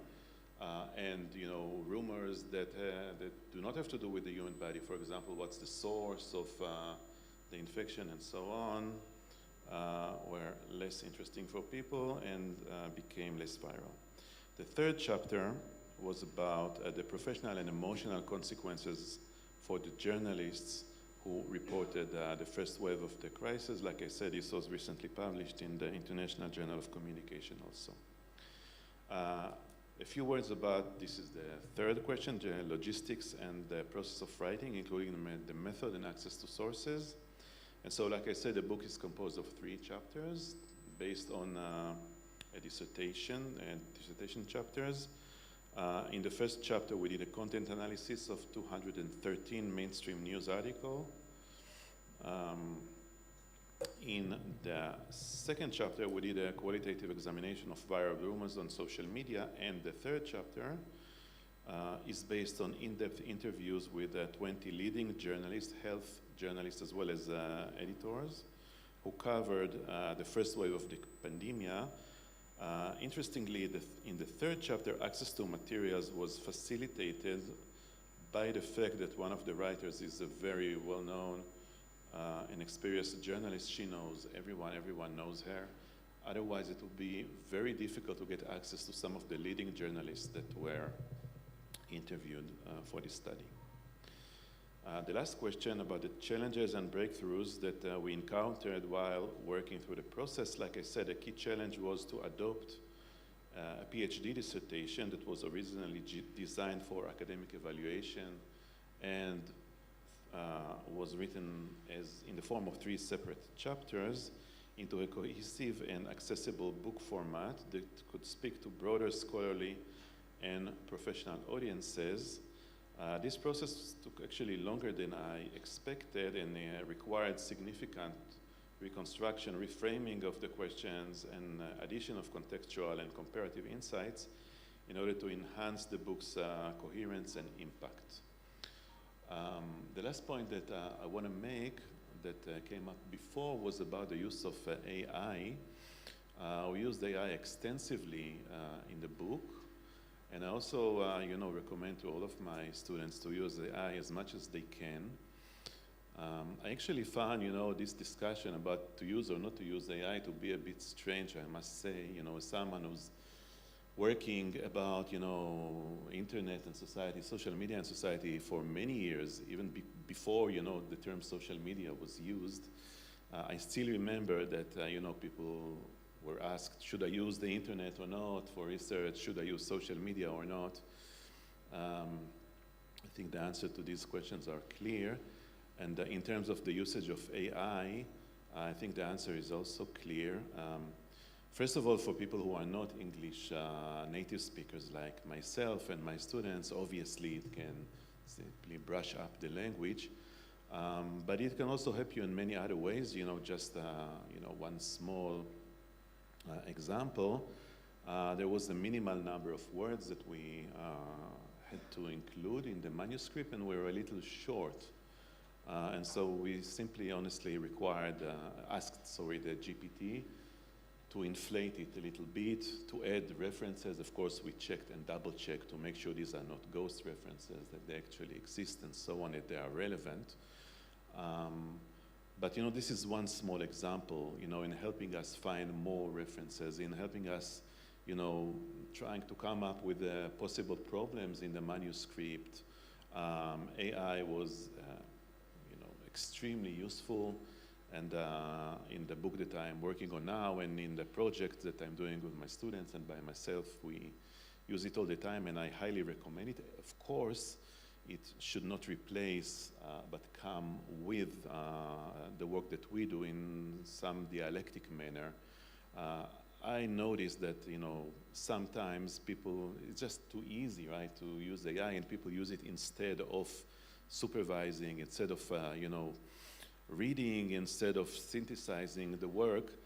And this is obviously a problem. But, if we realize that, as writers and supervisors of students, and make sure this is not the case, then AI can be extremely useful for, writing journal articles and definitely for books.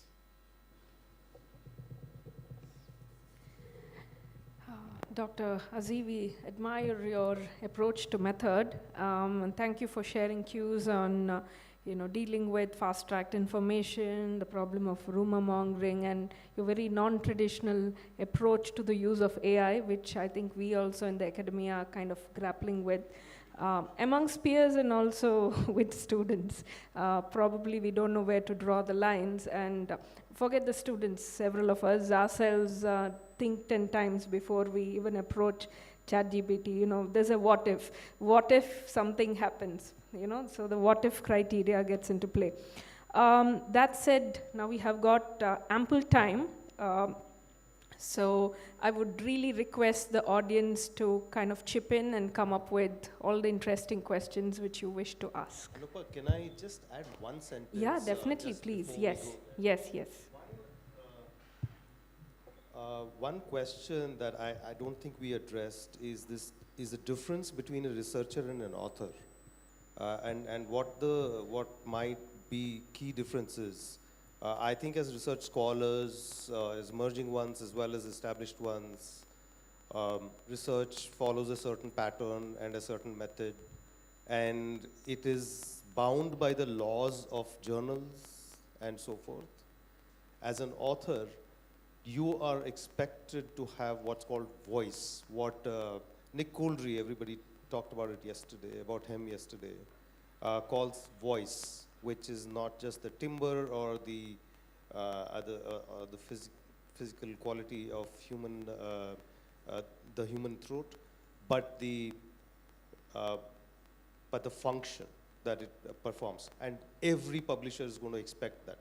What, therefore, is your positionality becomes critical. I just wanted to point that out because I thought it's kind of important before. Yeah, definitely. Yeah. Thank you for that. I want to add something here. Yeah, sure. So there are a lot of compulsions to write a book, institutional compulsions, personal compulsions. Some people want to publish 1 or 2 books because journal articles is crowded. A lot of people publish a lot of articles. To stand out in that crowd and to get recognition as a scholar, to establish yourself as a scholar, publishing a book is beneficial. You get recognized world over, and people like Sanjay sir also recognizes you and calls to forums like this. So what kind of author you want to be? There are different kinds of approaches to publishing. Edited volume, not very difficult, very easy. There are also different kind of publishers who approach you to convert an already published paper into a book, convert your thesis into a book. What do you want? You just want to publish a book? Or you want to make it you want to become an established author. I started publishing just in 2022. In 22, I published a book with Sage. 23, I published a book with Routledge. This year, I published a book with Routledge and Springer Nature. I aspire to be like authors like Asa Berger, who has published 60 books in his lifetime, all good books. So if you want to be that kind of person, so how you have to approach publishing? You shouldn't, that is how I want to be a publisher. You have to approach a good publisher, establish yourself, and if you want to be that kind of person, what you need? In every book, you have to be, of course, when you start working on an issue for some time, you'll have an explosion of ideas and you know that area or topic. After that, when you want to write a book, you have to think and come up with something original. And you'll have to peg your whole book on that original idea. And the whole book should explain it. So that is my approach to publishing. And I see that there are different approaches to it.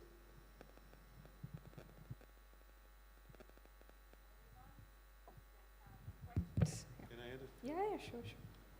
Just to add a few words, because I think again that my approach is a bit different, and I want to go back to what I remember Dr. Shuba, the example that you gave, I think on the first day of the conference, of this guy who came from far away to get this book that was not read by anyone for 23 years, I remember the number, 28 years. So I think you gave this example to demonstrate that there's still life for books, and sometimes that there's a unique topic that a specific person is looking for and is willing to go all the way to get it. But of course, the other bottom line is that the book was not read for 28 years. On the other hand, journal articles are almost always online and accessible to most people. So the question is, what do we do this academic work for? Do we want it to sit in libraries? Because most of the books are not easily accessible by people. Or do we want people to read them?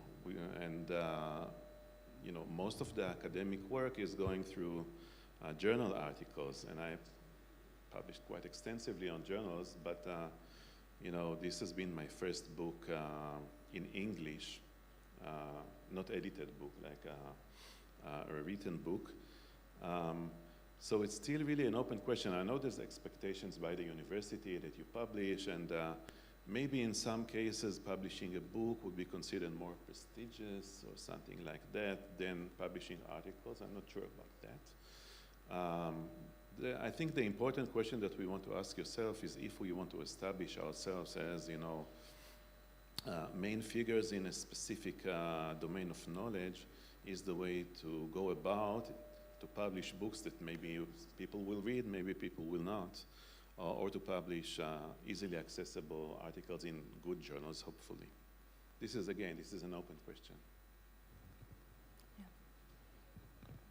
So, any questions?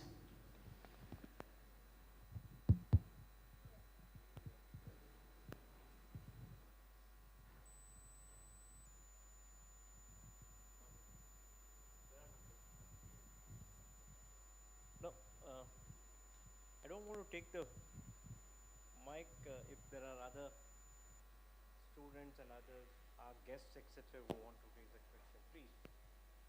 Because I am in touch with all the authors, I can always interact, but the objective is that if you have a think about it, we'll start the provocation and then maybe you can follow.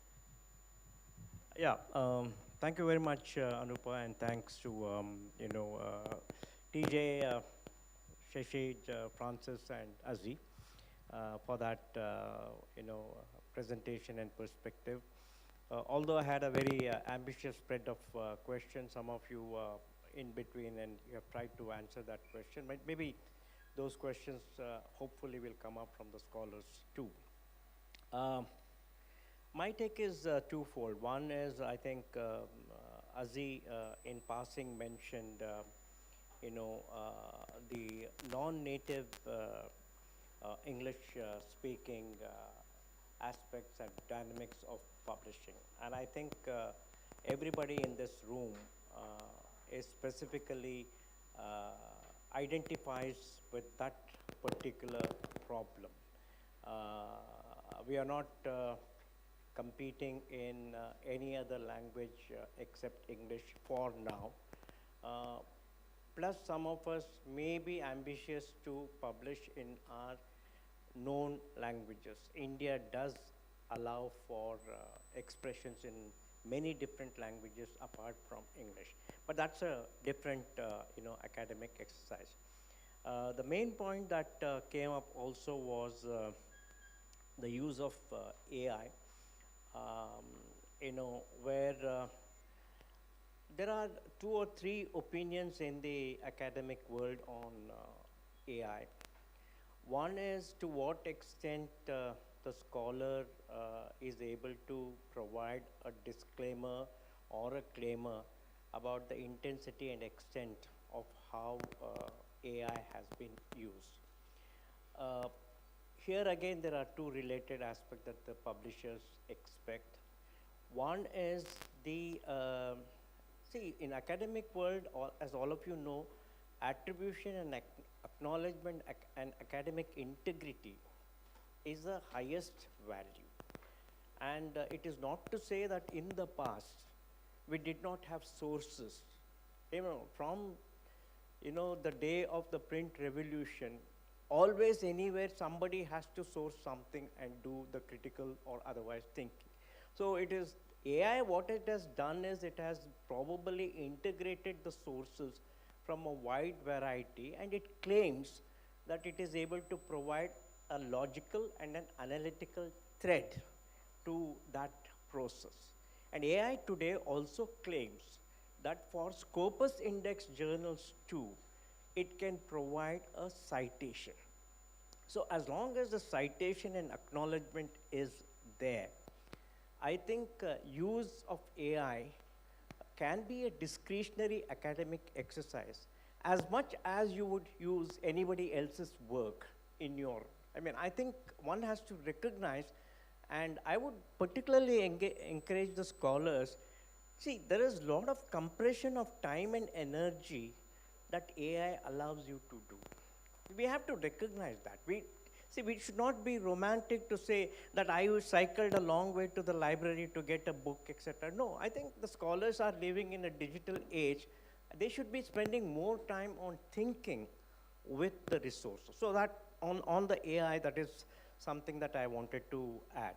Second thing is the problem with AI is the prompt sequencing and the logical query. That is where the human mind and the critical aspect comes into being. As long as our logical thinking and analytical framework is not there, you ask, AI provides you a response to the question you have.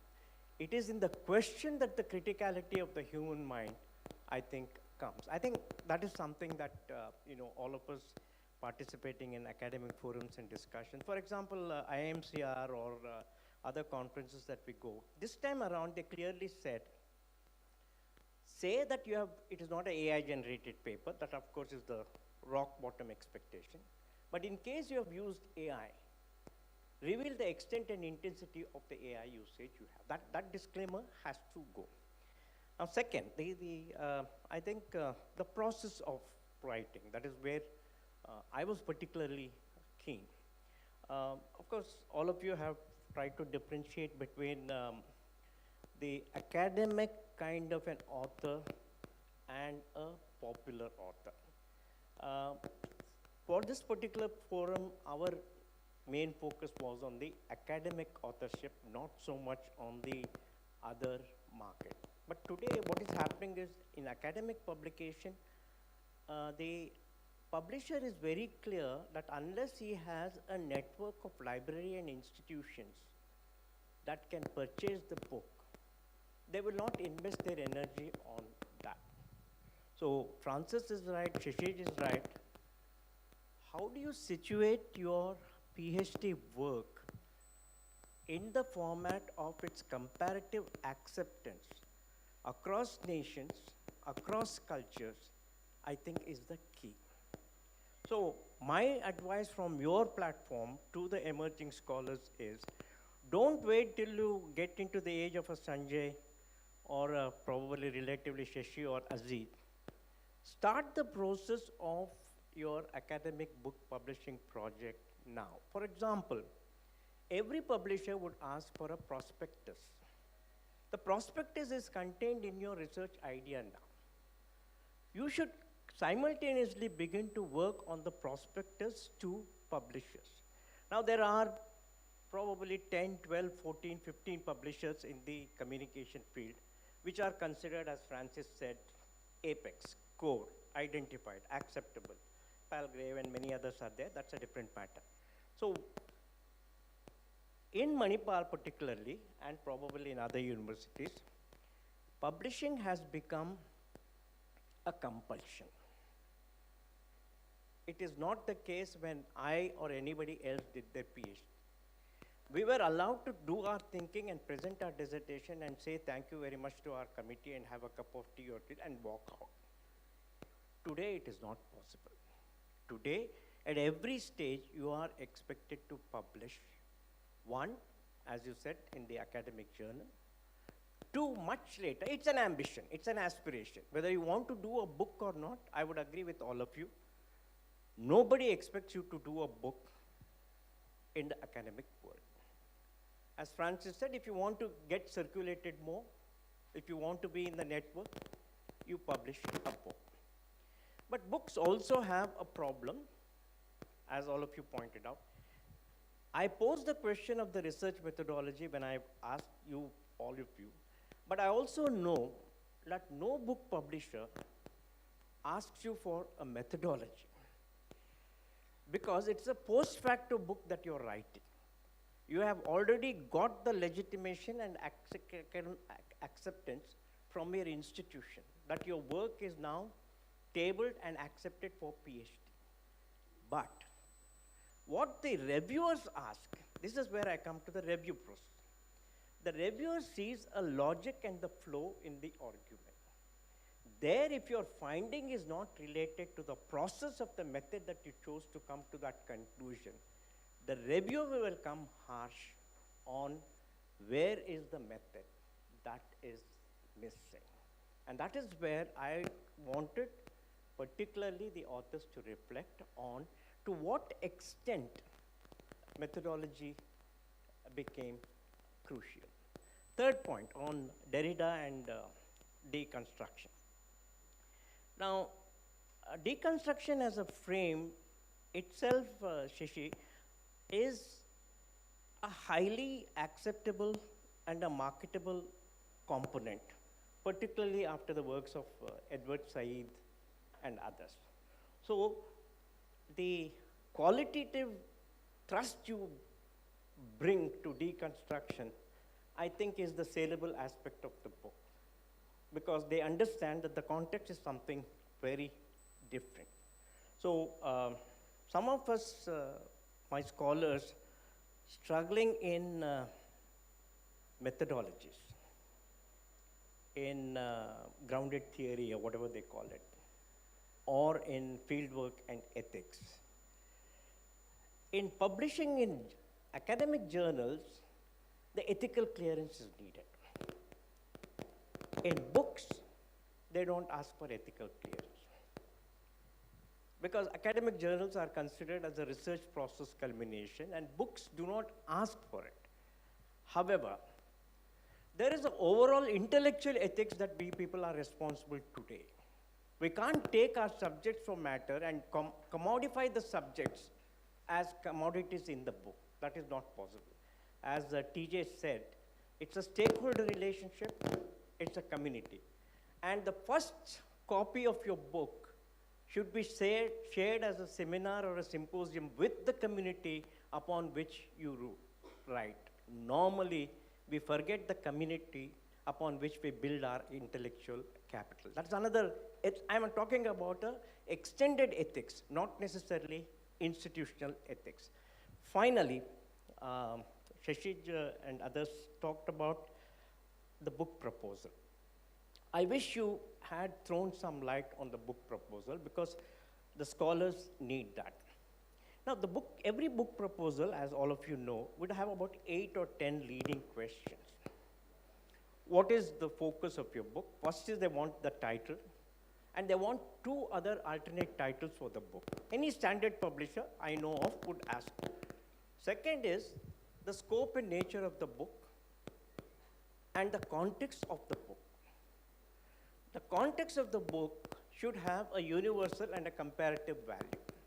Without that, no publisher will touch.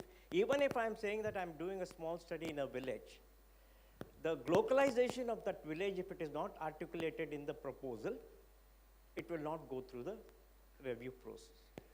Third, they ask is, what is your intended academic network scholarship that would be interested in the book? Now, that is where my emerging scholars should know that the disciplinary boundaries that they are working on, they should be in a position to situate that in a more contemporary, within quotes, saleable framework. Then they ask, highlight the contribution of your work to the context and the society in which you live.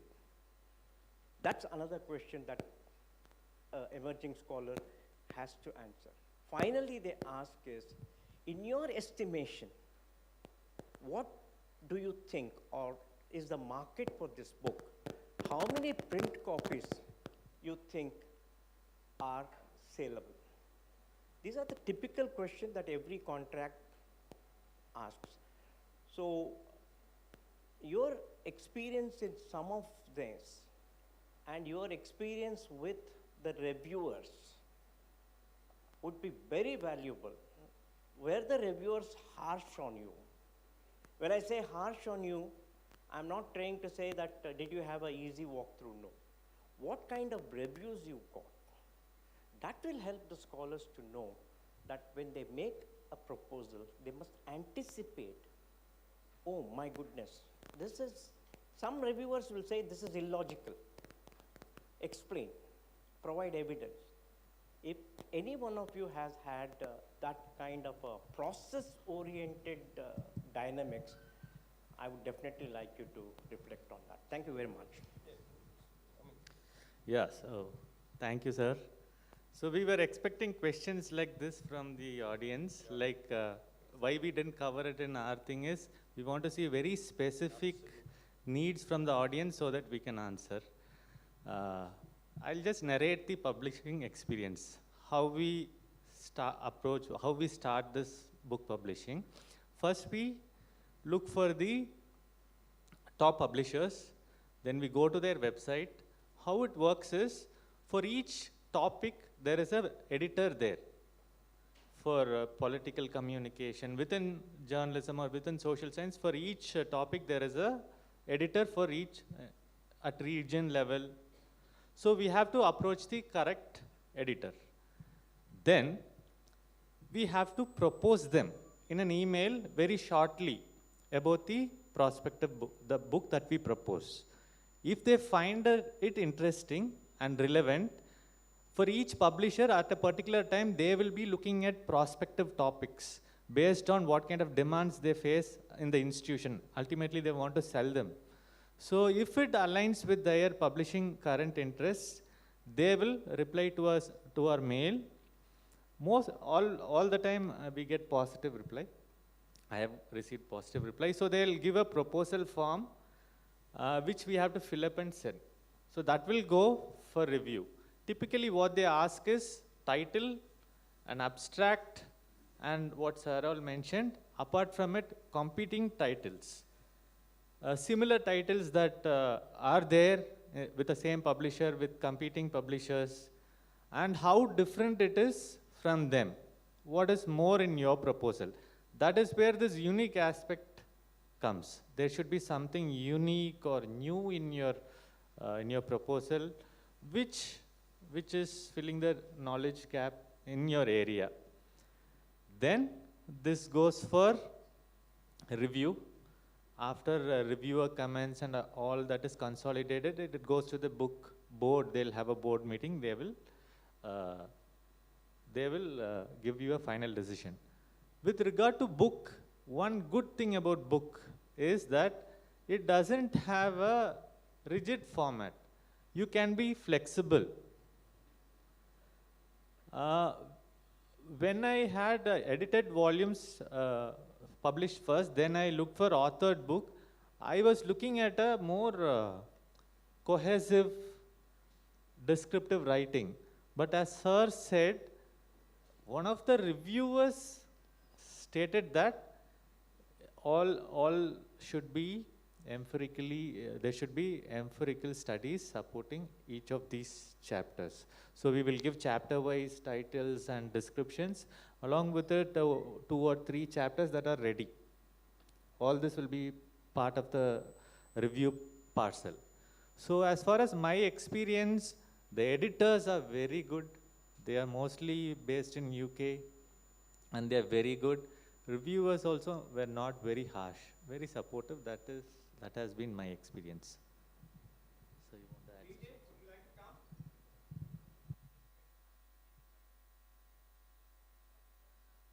Hello, am I still audible? Yeah. Would you give your views on the same? I have had a very opposite type of experience from my panelists there. I remembered when I thought about this book again. I was guided by the UNESCO tour. We were looking at possibilities, and then there were external circumstances, the COVID-19 pandemic and the resulting scenarios from that. And while a proposal was submitted, that was put on the shelf because of what else was happening within my life. So this is something you need to take into consideration if you're making a commitment to getting published. Are you able to follow through? And if yes, how much time would you need to follow through and get this done? Because having deadlines imposed on you by a publisher, that's very important that you can keep up with those deadlines. If you cannot, you need to be able to communicate this. And in my experience, I was able to talk to my publisher and work around my schedule. I remember I submitted a second proposal because I wanted it to be published in open source. My thinking is I conducted my research based on scholarship, and I would like to put it in open source, but open source is not that easy because a lot of entities, while they are open source, you need to pay all of the publication fees associated with this. Some money comes into play there now. If you want to reach certain audiences, how you want to publish. And then came Springer. I was fortunate that I had internal knowledge of that company because I was there for 3 months as a researcher in residence. So I knew exactly who I should contact to get this going forward. And note this was after my residency was finished there. So one of the most important things is to know who to contact. And there is nothing wrong with sending an email saying, this is my topic, are you the appropriate person? If not, can you direct me to the appropriate person? And the reason why I highlight this is to say that if you do not get a response to your email within 2 weeks to a month, then look for another publisher because you want a responsive publisher, one that will be there to answer your queries and guide you throughout the process. You are an aspiring author or you are an author already. And the aim is to ensure that your work is out there. And if you do not have a responsive publishing company with you, that is going to be a very difficult journey. Something else that was raised was rejection. I have had journal articles rejected. I have had queries, especially about this book. One of it is that there is an existing book with a similar title. How is it different? And you need to be able to justify that. I remember when we were finalizing the title for my book, Mapping Community Radio in South Asia. If you Google this, you'll find another book with that main title. And I said, can I change it? Because my doctoral thesis was mapping the alternative media scape. And they said, the publisher said, no, you cannot change it because we have also done our market research and we need to highlight its community radio in South Asia and then have that subscript there. So sometimes you have to give and take with these things. So I just wanted to highlight that. Final comments? Okay, I can go next if you like. 2 points I'd like to make is one is just to add to the already available expertise on the process is what goes into the proposal. One of the things that emerging scholars might confront is chapter synopsis. I had 11 chapters, including the introduction and conclusion, which are also considered chapters. And those if those synopses are ready, those synopses will come in very handy because every publisher wants the synopsis at the top of your submitted article because each submitted book, because each chapter they market as a standalone product. And that comes in very handy for you as well, because if you're going into ORCID and stuff like that, each chapter then becomes an ORCID entry of it, and they do it. You don't have to actually enter it. So for me, the chapter synopsis really, I think, came to my rescue, because when you are writing a blurb or abstract, as Francis was calling it, there is only so much you can do. For example, I could not explain in the blurb that the way that I navigate, how the news media are appropriating this space of visible stories, versus invisible stories that are the underbelly of every society, and how they would therefore be creating new media illiteracy, a film theory came in very handy for me, which is called suture. It's an old theory from the 1970s by Udart and the others. And by just mentioning that, it seems abundantly clear to them, because they literally had no questions about my proposal, except when the reviewers got back.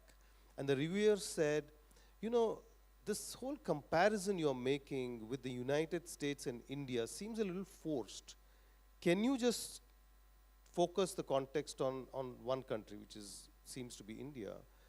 And I realized that I wrote the dissertation in a context that was not India. And I had to explain that. So that might come in very handy in terms of how to navigate that. And then from there, everything leads on. I mean, I had myself a fairly good understanding of how marketing proposals are made. So this whole primary market and secondary market came very easily to me to write about. And that is something that you might want to invest some time in understanding, because it will come in, again, very handy with the editor who would say, oh, because this is the kind of feedback I used to get, or we really liked what you said about the markets, because that makes a lot of sense. And of course, you know who should read your book.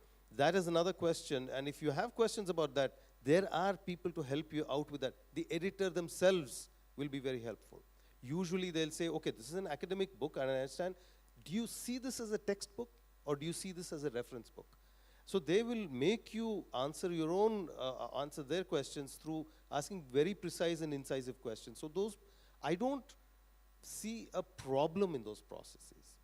The one thing that one must bear, I think, in mind as an author is the differentiation that I think all of the authors talked about.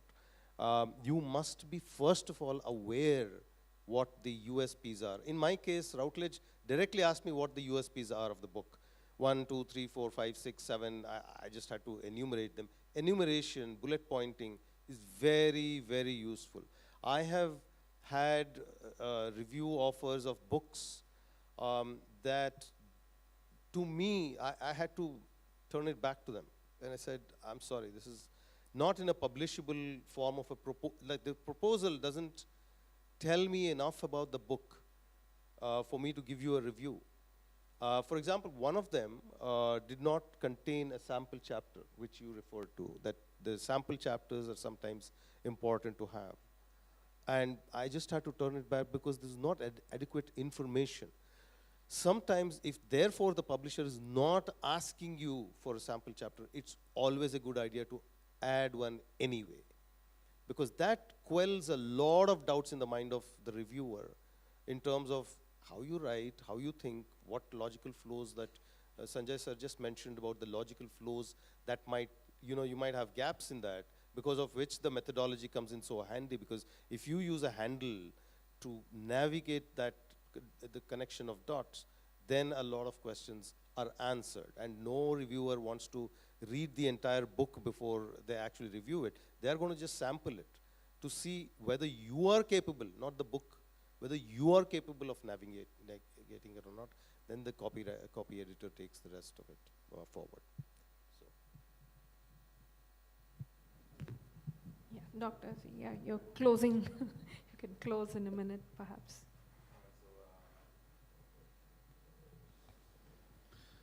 Just a quick comment, following up on the comments from before. A book prospectus is basically a marketing document. It's a document through which you market your work, and I strongly recommend to anyone who's thinking of publishing a book not to trust yourself. Use other people. For example, I use people who used to be editors, and I pay them some money, and they helped me refine the document, because you have to address things like what are competing books, what's the first and secondary markets, leading experts in the field, classes and institutions that can teach this. Now, obviously, this is from my field, but we don't know everything. We don't have all of the information in our heads, and besides, we are attached to the book. And sometimes we have ideas about, what we should focus on, and we go to other people, they read it with their own eyes, and they give us good ideas to change the focus of the prospectus. People told me, this is too local, maybe make it more global, that it can appeal to people from other places, and other good ideas that, looking in retrospect, I said to myself, how come I did not think about it by myself? I did not think about it by myself simply because I wrote it and I was very attached to think about it in certain ways. So use experts, pay them some money, that's okay. They will definitely help you. They will give you a fresh look, and they're experts in this, and you are not. And one last note that goes back to what we talked about before about AI. So basically, writing prospectus is the perfect example for using AI, because you get a very clear document about how this prospectus should look like. And by the way, it's different between the different publishers. And you already have parts of the book, maybe some chapters, maybe the entire chapter, maybe the introduction written. So very easily you can upload it to, ChatGPT or other applications. And you can tell them, this is what I'm expected to provide. This is what I have, the chapters that I have. Please help me, provide me with the first draft. Of course, you can improve it later. Of course, GPT does not know everything. There are some things that you know better. For example, some experts that he can recommend may not be the best experts. Of course, we should not take for granted that everything that's in there is, sacred and holy, but with some revisions, it can definitely save us a lot of time, and it can bring to our mind, some experts, some classes, some institutions, some markets that we did not think about, and it can be a great help. Thank you. So we now move to this point of closure, for which I'd like to start by thanking Dr. Sanjay for building bridges and tapping into the collective group sentiment of our own little spiritus mundi here. And thank you all the scholars for your intellectual camaraderie, Dr. Azi, Dr. Barclay, and Dr. Nanjundaya, and also Dr. Ram Prasad. And thank you, dear audience, for all the very deep listening. At this point, I would request Shubha ma'am and Sanjay sir to please come and honor the authors who have taken trouble to address us.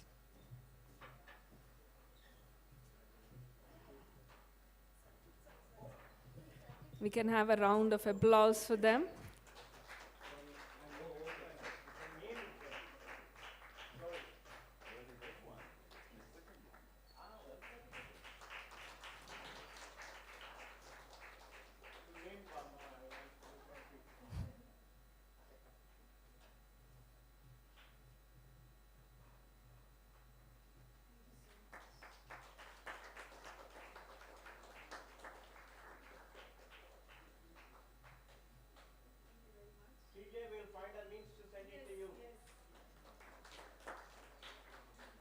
Thank you very much. Thank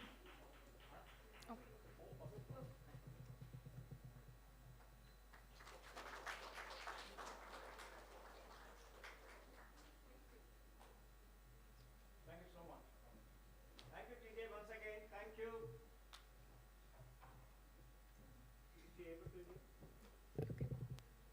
Thank you, TJ, once again. Are you there? I'm here. I'm now babysitting my 2-year-old. So Okay, fine. back to mom life now. Thank you. Bye-bye. Thank you so much, and it's nice to reconnect with you from the University of Hyderabad days. Thank you. Wish you all the best, and Likewise, God Professor bless you. Sanjay. Thank you. Take care. Bye-bye.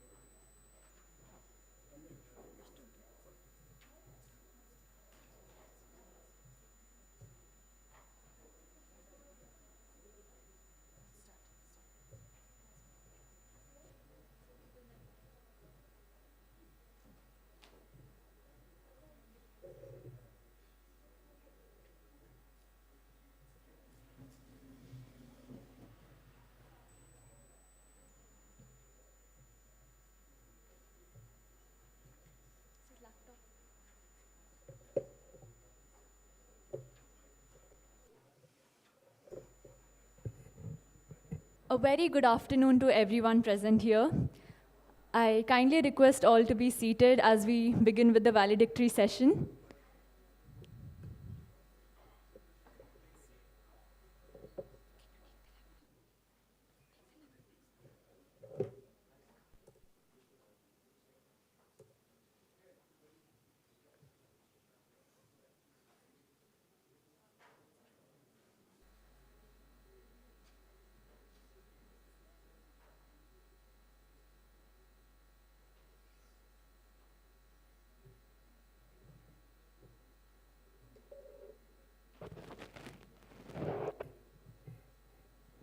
A very good afternoon to one and all present here.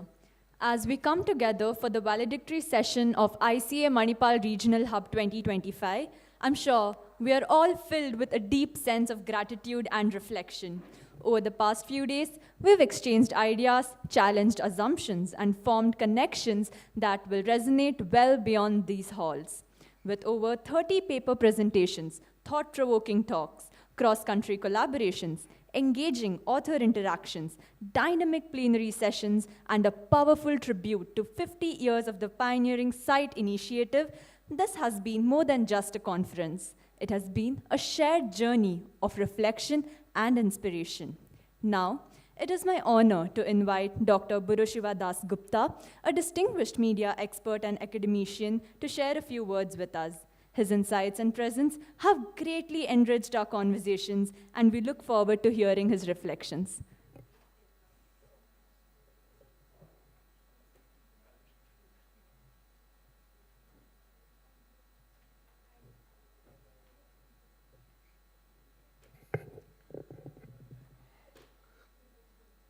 Well, good afternoon, everybody, and I'm sure these last 3 days, you all had a wonderful experience staying here, and I too enjoyed it thoroughly.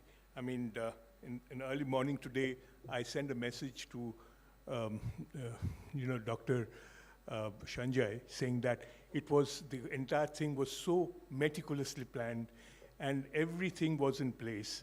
And in spite of the heavy rains which came off and on, we have enjoyed the stay in Manipal itself. And of course, so enriching has been the discussion all through. Naturally, if I talk about a little bit about myself, I mean, I had spent about more than 20 years in the profession itself, and then I switched to academics. That has also been another 20, 25 years. So I know the both sides of the profession and the academics of the media. But I had to, like we were discussing in, the pains and the joys of publishing, and doing research. And this particular session was basically on research areas. So I've gone through it actually while in the, while working as a journalist. I saw the changes or the evolution of technology from those printing presses, the old printing presses, and those linotypes, and into the, like for example, today's, offset printing. Similarly, the change from the typewriters to the computers, to the IT, the internet, and finally today, the AI. Similarly, I found in research process, research writing also, there has been a huge, huge change. I mean, I was enjoying talking about,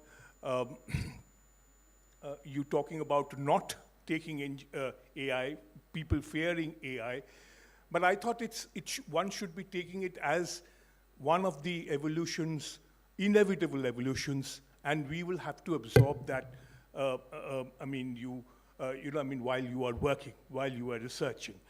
The most important thing which I thought when I'm sort of guiding my research scholars, I ask them the first question is, what is research? Are you aware that you do research almost every day? So they were a bit surprised, and we are talking about it's something very terrifying. I mean, the very first thoughts that come as what is research. I mean, I first introduce them, tell them this is something which you are doing every day, and try to make it, I mean, an everyday affair. How? Because when you are Googling, that is also research. But that's a different kind of research, which is basically the instinctive kind of research. But what you learn in the process is the structured research. And that structured research, how that structured research will be, that is what you learn in the next few years of your PhD, and that leads to publications. And there was another, I mean, difference which I saw between journal publications and authors' publications. I mean, publishing as an author. That also is almost an eternal kind of controversy. But I mean, there are different views. People say you can publish, you can pay. In fact, today, I mean, if you look into if you are in the social media, people say you don't have to write anything. You just say you want to publish it. AI will do it for you. Do the writing. They will do, I mean, the book, I mean, the preparation of the book, and then distribution of the book through Amazon. So that's done. So the author doesn't have to even write a single line. So that is possible with AI. So, you know, I mean, the thing is, take it in the stride, these changes but don't get, you know, I mean, lost in all these marketing gimmicks. It's important, the effort has to be there. You have to be honest. It is not a cut and paste job, which many of our, I mean, you know, undergraduate, graduate students try to do in their research papers, you know, which is a compulsory paper. I mean, it's just cheating yourself. So, but in serious, you know, I mean, in research, AI is just another tool.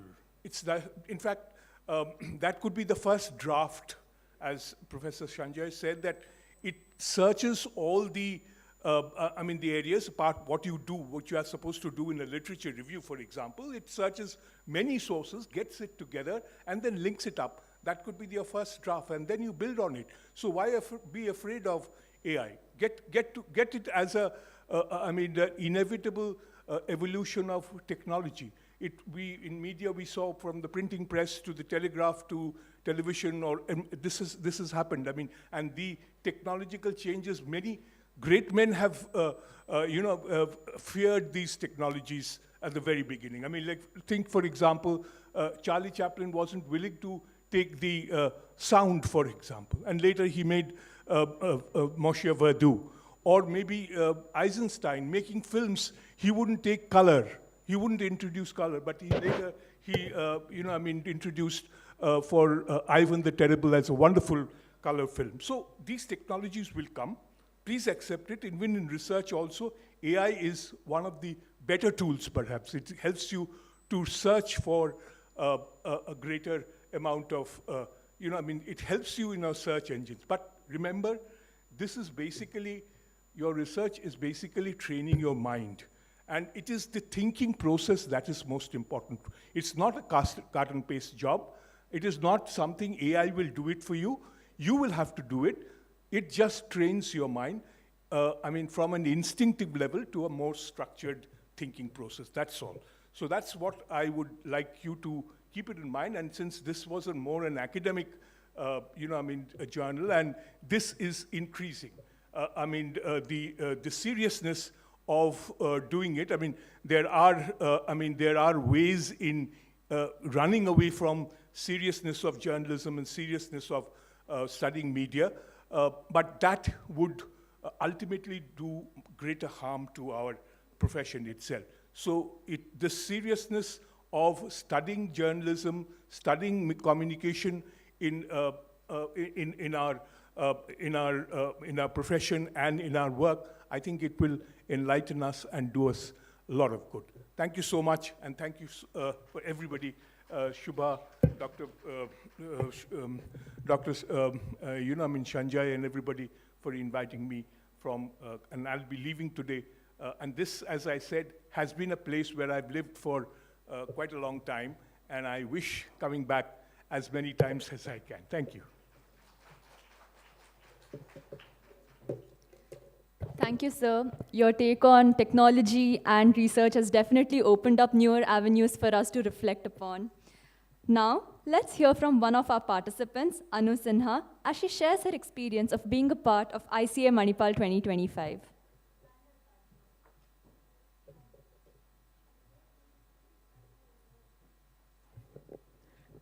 Good afternoon, everybody.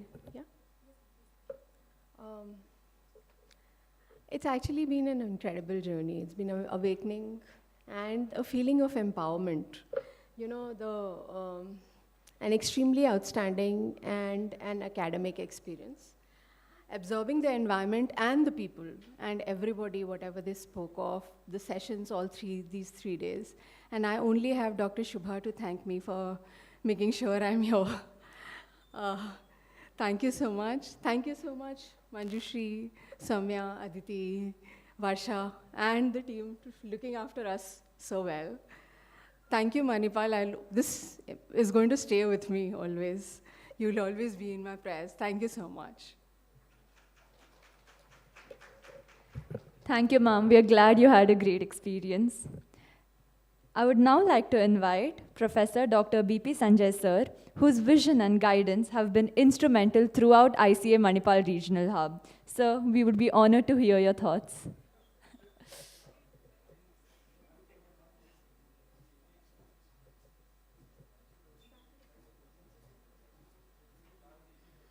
Thank you, Aditi. At the outset, a big thank you to all the resource persons, participants, and volunteers who made this happen. You know, seminars are just not about ideas. Seminars are about the passion and enthusiasm with which, participants come. That feeling of participation involvement was evident from day one. We are extremely happy that all of you responded to our call and invitation and have been with us for the last 3 or 4 days. Nothing much to say about, post facto realizations and post facto examination of where we might have gone wrong, what aspect did we miss, etc. will be a continuous exercise for any convener or an organizer, which we are going to do. But when I was trying to wrap up the technical sessions yesterday and also looking at my own database of information, I did find that, the idea that Global South is willing to not only talk, but is also willing to negotiate, intervene, and participate effectively in academic discourses was very much evident in not only the plenaries. Plenaries, of course, bring in a lot of experience and expertise, which kind of, they move from conference to conference, and therefore their flow of ideas is more or less, what should I say, free flow is there, consolidation is there, and they offer perspectives. But I was more, fascinated and, saw a sense of engagement in the technical sessions. And that is where we had pitched in a lot of our investment. My goal in every conference is, how can I help the scholars? How can I help the community, the emerging community, to be able to negotiate this highly competing academic ecosystem? Let us be very clear.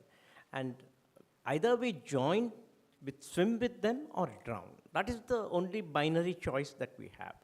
So in that process, I was very happy that my colleagues, peer reviewers did a job in selecting, and the quality of presentations. More than quality of presentations, also the quality of mentor critiques and inputs that you people are going to carry with you as we kind of, wind up. Thanks Shubha, thanks team MIC, thanks ICA for providing this opportunity.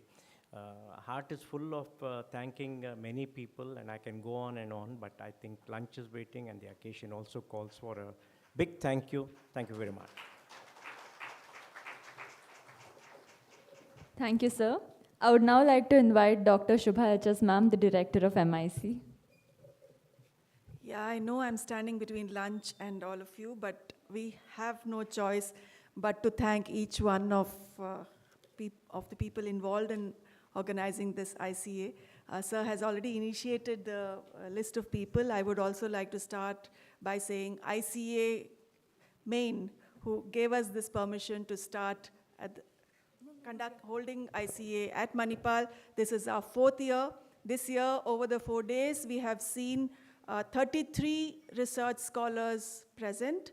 We have had 30 resource persons online and offline come and share their insights with everyone. We have committed to everyone that we will share the photographs of the event on a drive, and you could download the photographs that you want.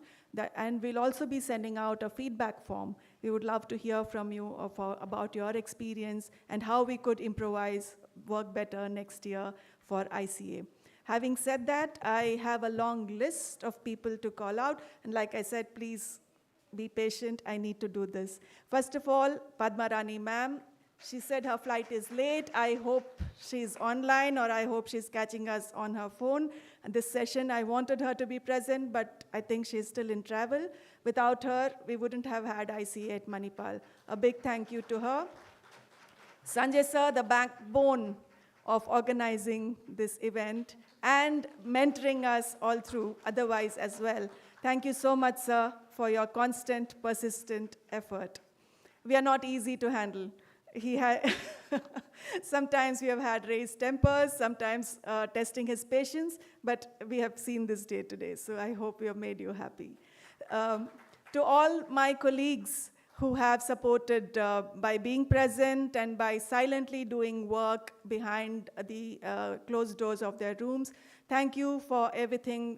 Thank you for the attention. Thank you for the time and being part of ICA. A special mention to colleagues Padma Kumar, Manjula, Chandana, Maitrey, Manjushri, Debjani, and Kavita for over the last 4 days. And Dr. Anupa, yes, sorry, I'm so sorry. See, the last one to hear is out of my mind, didn't come in my list. So for moderating the sessions and for making sure the program is flowing well on time. I had a challenge with Professor Tim that we are going to start and end every session on time. I think we failed only twice. That's you. Yes, don't look here and there. It was you and me. His session was delayed by a few minutes, and this session is delayed by a few minutes. Otherwise, we were on track. So, yeah, so thank you. Now I would quickly request people to come up on stage as I call out their name to collect their certificates. First, I start with our PhD scholars. Gayatri. Sanjay sir, I request you to please come and hand over the certificates.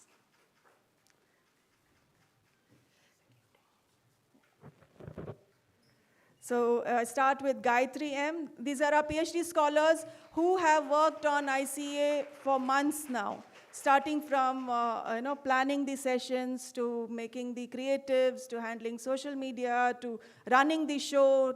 She was holding a camera one day, she was reporting on another day. Shimol Mishra, is she here? Samriddhi Nandi. Prakash. Samriddhi is here. Prakash, are you here? Oh yeah, he's here. Keep the camera down. Now it's time to come up.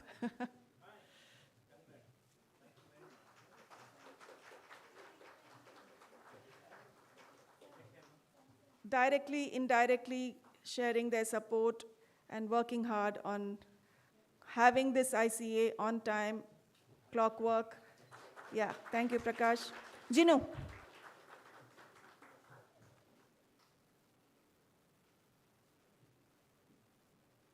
Soumya? Yes, yes. And I think one thing that I need to learn from Jinu is his composure and calmness, patience. Soumya? Arghya?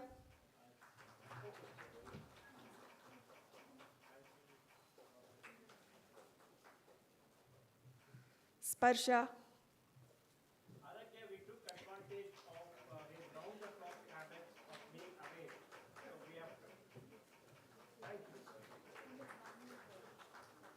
Sparsha.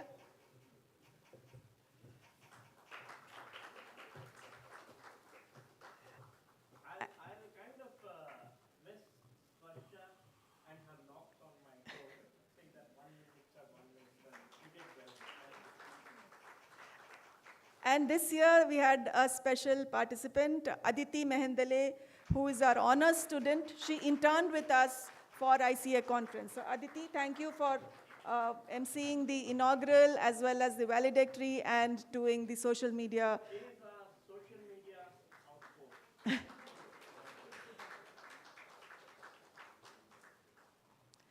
Now we have a small little task, a break from certificate distribution. No, I want you to be here. So one of our student volunteers, Drisha Kodugu. Yeah, please come up. Drisha, until 5 days ago, was on a 3,000 kilometers, 3 states bike ride. Yes, with a mission called Stop Violence. He traveled on his bike with a friend of his. He's just 18 years, 4 months old. That means he's just got his license. But on a bike, he went around for 12 days. And I thought, and within 5 days, he was here standing behind the cameras and volunteering. So I just wanted to, on behalf of MIC, recognize him for that initiative. He didn't want to waste his vacation, so he did this on his own personal behalf. So I request Sanjay sir, and I also call upon Azi, please come and felicitate Drisha. Sure. Please come.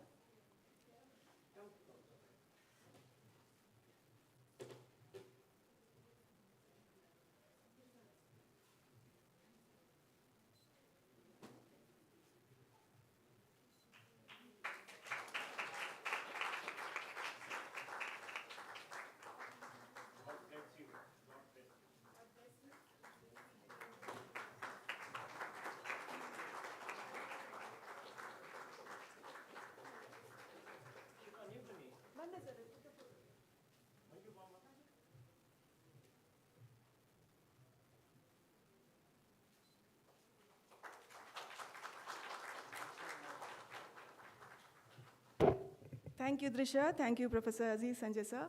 I really wanted MIC and everyone here to know that this initiative by this kid, is going to...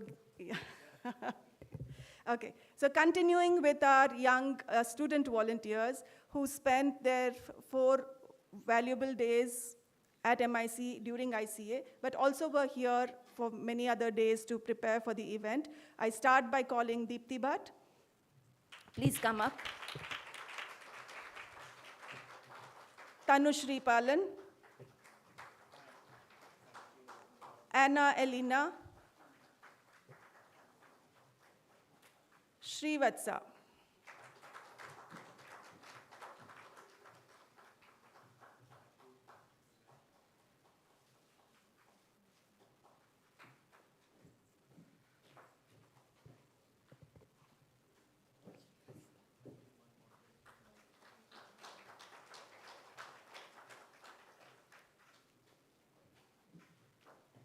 And Drisha.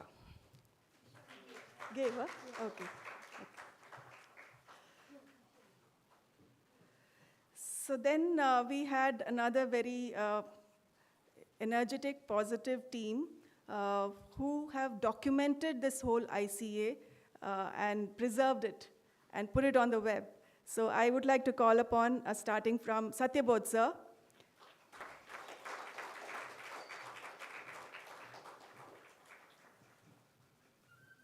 Peter D'Souza,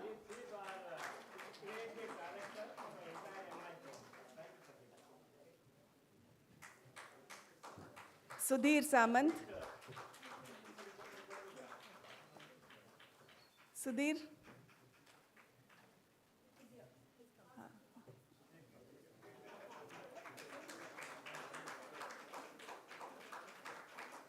Mohandas Pai,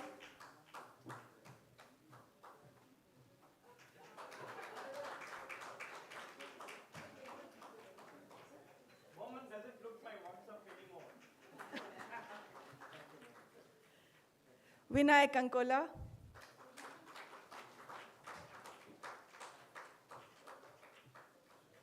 and Kushal Bekal.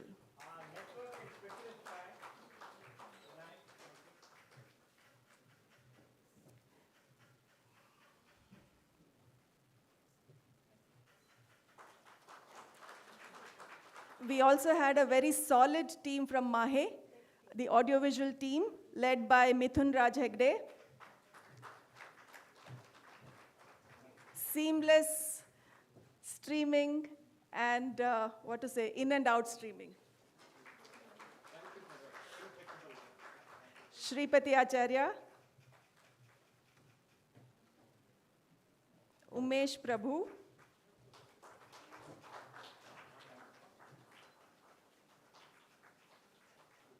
and Pavan.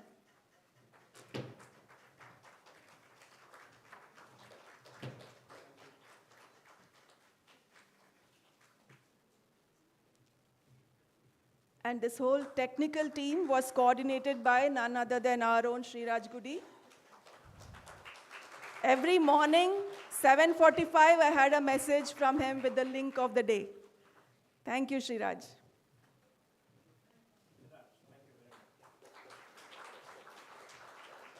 I missed out on Madhur Udupa, a student volunteer. Is he here? He's not here? All right. I now, also Manjushri, the timekeeper, the everything keeper of this whole conference. Thank you so much, Dr. Manjushri. Now I call upon the housekeeping team led by Anand, Anita, Arun, Shashikala, Umavati, and Bhagya. Please come up and accept a small token from our side as a memory of MIC. They don't want to come. They're just beda. Bunny, please. Obru bunny at least, Obru bunny.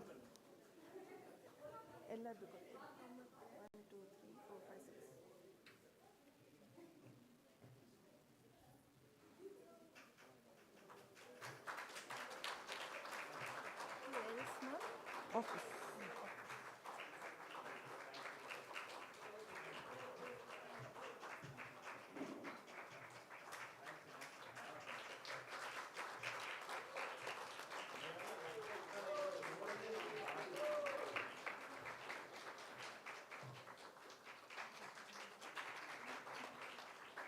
Thank you. Last but not the least, the team from MIC office, led by Abhilash, Chandrasekhar, Sheetal, Ramesh, Sadanand. Everything related to travel, transportation, finance, back end, they never came to the forefront, but they were always there to support.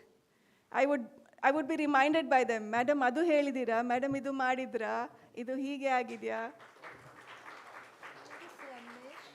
Ramesh.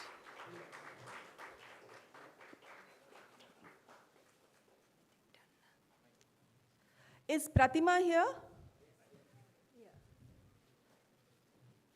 Okay, I also would like to recognize Pratima. Within a few hours, when we asked her to give the invocation, she readily agreed. So having said all that, Sanjay sir, thank you so much for giving us this opportunity. Thank you everyone. Let's move for lunch.